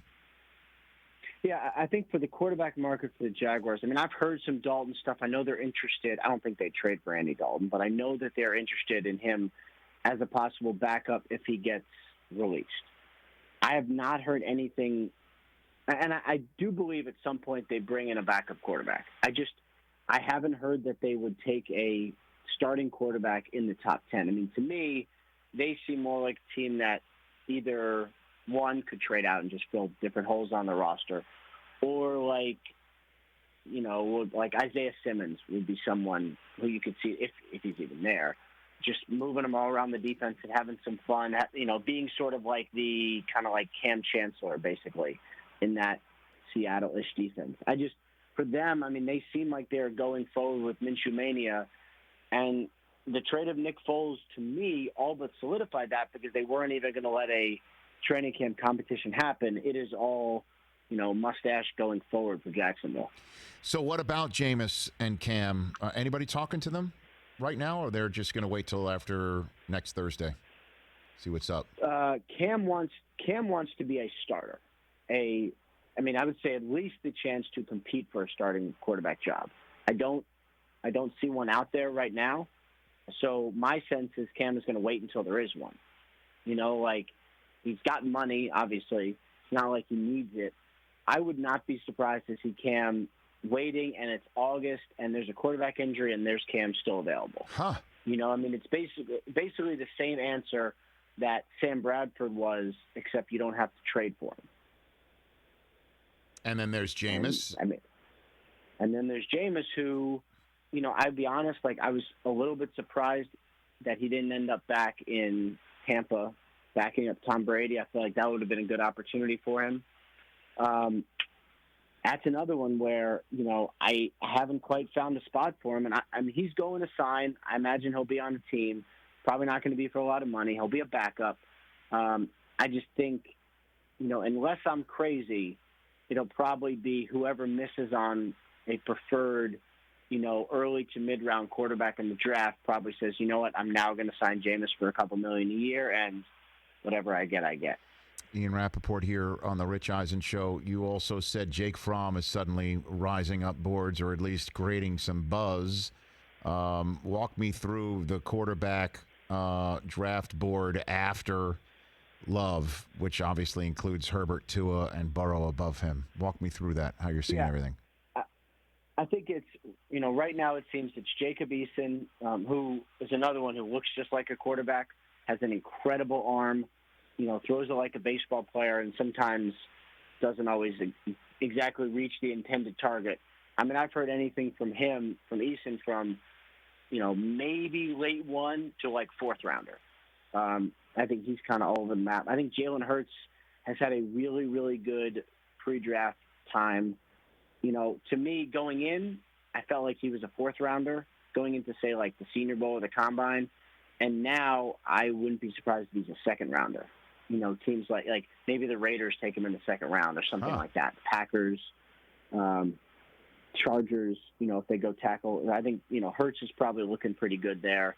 And then Jake Fromm has been really interesting, because he didn't have a pro day. And if he had a pro day, you'd probably see some throws that maybe he didn't make because he doesn't have a great arm. That wouldn't have been a great look for him. Instead, I guess the only person to ever have a positive with the coronavirus, no pro day. So it's been all discussions and video conferences, and he's brilliant. Coaches love him. I could see him as a 3rd rounder, and then, he either becomes Case Keenum or Kirk Cousins, or he becomes Chase Daniel, who plays very little and is very, very rich.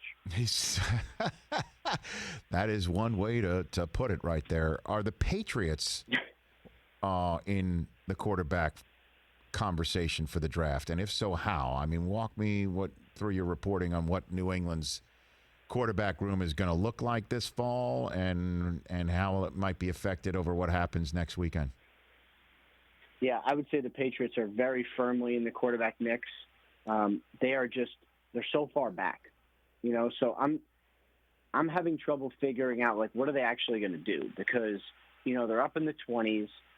I mean, Jordan Love sliding into the teens and them grabbing him is a scenario that I've thought a lot about. They also had some success with Jimmy Garoppolo in the 2nd round, so maybe they try to repeat that. They don't have a 2nd rounder. So they either could trade back and create one, maybe, or they could use some 3rd and 4th and trade up in the 1st round. The Patriots are going to take a quarterback probably with a premium pick.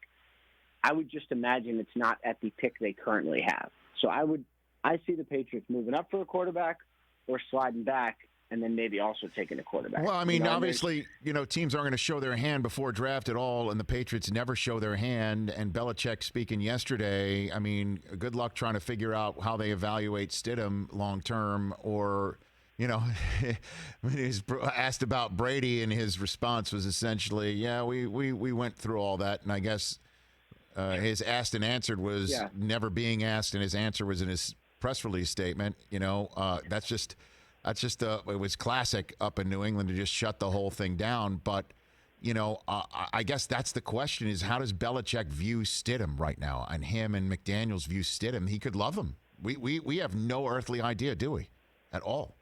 My understanding is they very much like Stidham. They think his potential is great.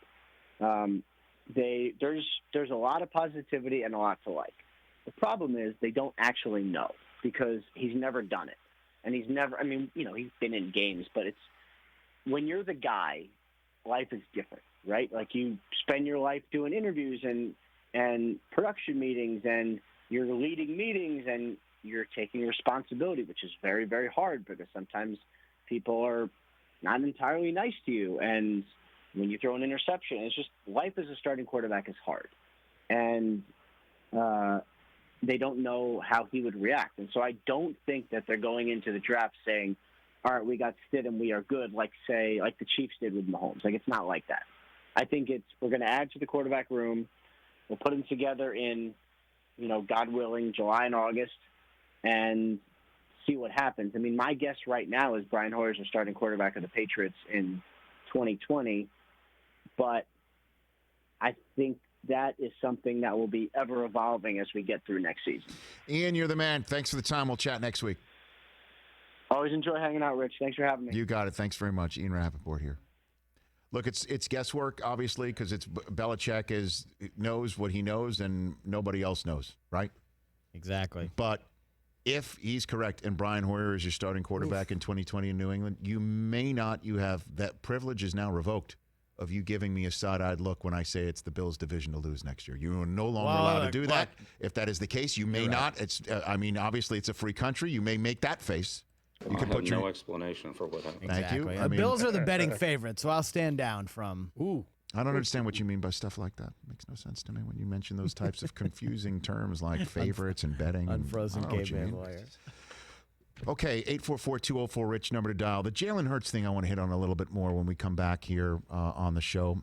That is, again, our phone line when we open it up is brought to you by our friends at Geico, which makes it easy to bundle your homeowners or renters insurance along with your auto policy. And it's a good thing, too, because everybody, you, I'm sure, have so much to do around your home right now. So go to geico.com, get a quote, and see how much you can save. It's Geico easy. Visit geico.com today. That's geico.com.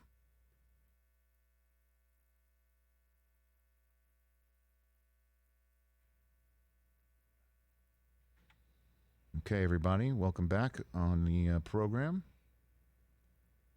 Hello. Hey, Rich. Hello. Hello. Hello. Hello. Man, lots going on in this draft. It's coming together. I got to do some fun stuff this afternoon. It's a caper that's being cultivated right now. I cannot say into this microphone because it's still being formulated, everything that's going on. The Batcave. Oh, gosh. Is it like the Batcave? Sort of. You know it exists. See, now, you really keep know saying inside. stuff. It's funny. Mike keeps saying stuff about what's in my future that the people who I talk to about my future Aren't saying. Not saying. Hey, you never know. Mike keeps saying, I know what's going on. I know what's going on. And, you're going to get mic'd up and you're going to talk to me. I'm going to be in my condo in Redondo or wherever why you would are, you Marina. lead him on when you know it's, what do you just, And the people who know, don't. I was talking to a couple of people you know yesterday, actually. And the people I know who are in the know because they're still formulating about what I should know, don't mention to me that Mike Del Tufo knows what I should know. I think that makes sense to everybody, right? No. I know that you know that I know. If you know Del Tufo, it makes sense. Yeah, it does. No, there's a lot going on. It's crazy. I knew I'd make you laugh on that so one. I was sitting at home alone with all my friends. Stop. I'm not selling any stuff. Though that app would be really good right now. You guys cannot lie. That app would be working right now. Oh, sure. Don, put that up. No. This Josh Gaddis, the offensive coordinator of the Michigan Wolverines football team, puts this poster up. I had no idea this created. Look at some people who are Michigan alums are all put up there. James Earl and you got like. Well, James is right there in the middle, right next to God bless him, Stool Presidente, right there in the middle, and James Earl Jones right below Schefter. Please put up one more time right over there. That's me, and look who's over my shoulder. Whoa. Oh, the material girl. Whoa. There she is. She had a cup of coffee there. I don't think she graduated. I don't think. There you go. I had no idea when I was taking that picture that it would ever be juxtaposed with Madonna in any way, shape, or form. No, of course not. But go blue. Yeah, man. That's why I rep. Okay. All right, we're back in a second right here on the show. Don't go anywhere.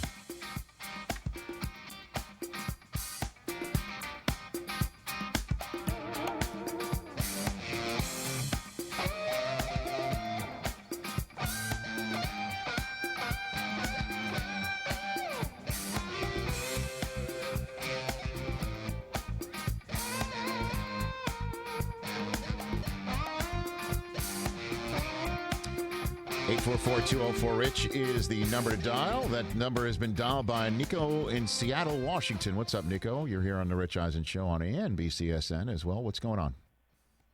I'm good. How are you? I'm hanging in there. Are you all right, Nico? Did I find you in a difficult spot right now? Are you good? Okay, good. Very good. What's on your mind?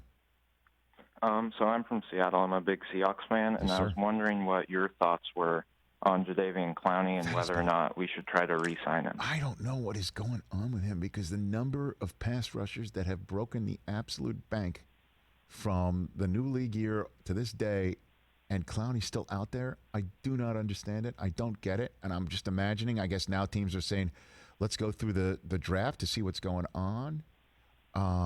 But Yeah, of course. I thought he fit perfectly there, and I'm sure Seattle knows exactly who fits in and who does not, and they're always expert on how to draft for their needs and who fits Pete Carroll's always compete mantra and system. Maybe they're just sitting back and waiting. I do not know. That has just been an absolute head scratcher. But thank you for the call. How is Clowney still out there? Is it? I guess that's another thing I should ask Ian when he comes on next, because I don't think he's signed before the draft. I don't think anybody. If you're not signed now, I don't think you're going to get a gig before the draft. No. Because you can. What's the point? Well, that's the whole point. Is that if you think your position can be filled by somebody in the draft at a much obviously cheaper freight. But nobody has maybe the freaky ability of Clowney. This one was a head scratcher to me. These guys are going to end up getting 1-year prove-it deals, I feel like. It just smells like that, especially and again, Cam and Jameis and now Clowney, Devontae Freeman we talked about earlier. We were not on last week when the Brandon Cooks trade hit. Just the Clowney trade to Seattle for a third-rounder. And then the follow-up of coughing up ones, plural, for Tunsil and Stills. And, and then the DeAndre Hopkins trade. And now bringing in Cooks for a 2. That was just another head-scratcher. You cough up the 2. And, Houston, smoke him if you got him pretty much on Thursday and much for half of Friday night. And then, the confusing part is that Bill O'Brien said the reason for trading DeAndre Hopkins was because you didn't want to pay him. Contractual, didn't want to pay him. And then you bring in this guy who still has 3 years and $46 million left on his deal. Well, I guess it's not $17 million per. It's 12. It's a lot. That's still a lot. And why does Brandon Cooks keep getting traded? Why does this guy always seem to be available? Are we going to put that up there with the unanswerable NFL I don't questions? Know. But I guess the Rams are they took a big cap hit on that. So in terms of Bill O'Brien and his maneuvers that he's making in Houston, last year it was just a full-throated. How do you trade for Tunsil and not already sign him long term? You're going to give him the leverage. How do you get rid of your tackle in advance of a season, right? As they did a couple years ago, they filled that need there. But how do you get rid of Clowney before the beginning of the season? And then we forget he traded for Carlos Hyde that same day at 1,000 yards rushing.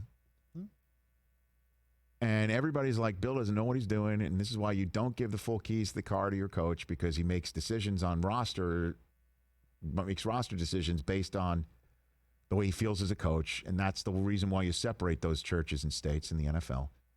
And yet they had a lead on the eventual Super Bowl champions of several touchdowns in the second round of the playoffs. It's 24-0.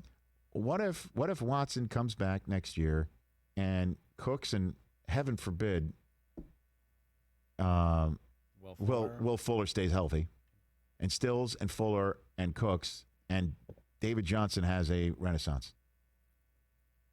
I know that's ifs and buts. And those stranger things have happened. Stranger things have happened. Deshaun Watson's still Deshaun Watson, correct? He's Michael Jordan and cleats. That's what Dabo said. And I wanted to talk about Jalen Hurts a little bit too, man. I love the kid. I love him. I think you're not alone there. And he came on, was it last week? Couple weeks ago.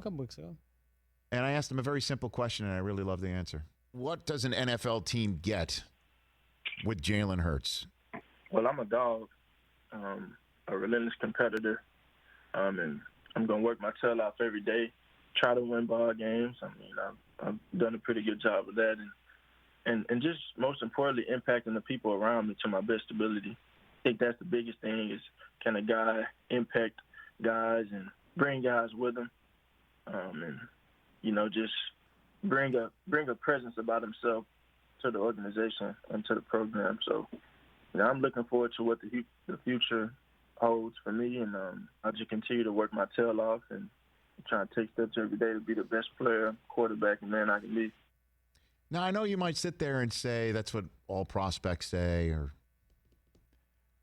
but I'm going to say something unfair for Jalen. I'm going to say something unfair. Okay.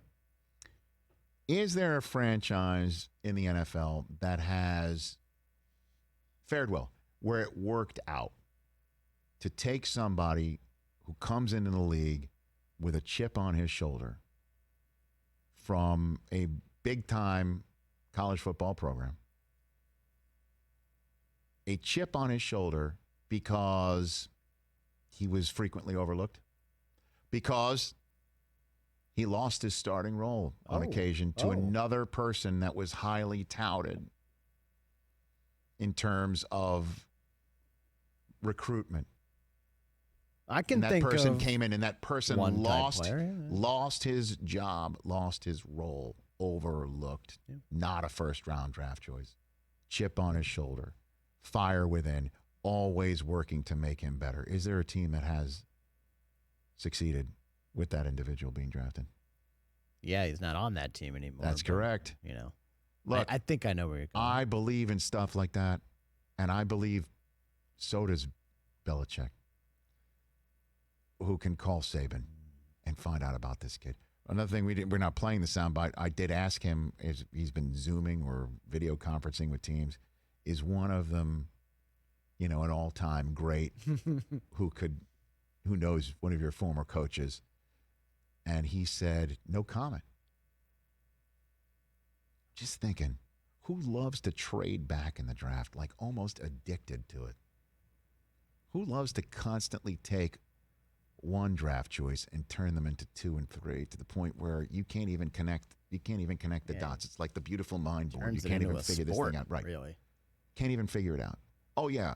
The pick the Patriots just took was a third rounder they got 2 years before. Exactly. In a deal that used to be a second rounder was turned into a third this year and a fifth next year that he'll then turn into a sixth and a seventh and a provisional. And yeah, it's like crazy. The spider web from the Garoppolo second rounder. Who does not have a second round choice? Who has a 23rd overall choice that is neither here nor there? Don't love it. Unless Jordan Love's sitting there. Love that. I love that. Unless you don't. And you want to take somebody who you know because you have personally witnessed your own team getting torched by a quarterback with a good running game of his own and a really good head on his shoulders and a big heart in his chest. And Lamar Jackson, you saw that, right? I'm trying to put all these pieces together for you. If you can take that 23rd overall and turn it into 2, maybe 3, or pick in 2021, and you can get Jalen Hurts, oh, baby, sign me up. Because if Brian Hoyer, with all due respect, is the Pats starting quarterback this fall, I'm going to lose my mind, and I'm not going to be alone. Like, it's a good thing I'm already follically challenged, or there would be even less up here. That's a non-starter. You do realize, again, for those out there on NBCSN, this has been something I've even actually brought it to the attention of Larry David and the rest of the people at Curb. That is a Curb storyline, is the guy who always says, with all due respect, just to inoculate himself for the disrespectful statement that's about to follow.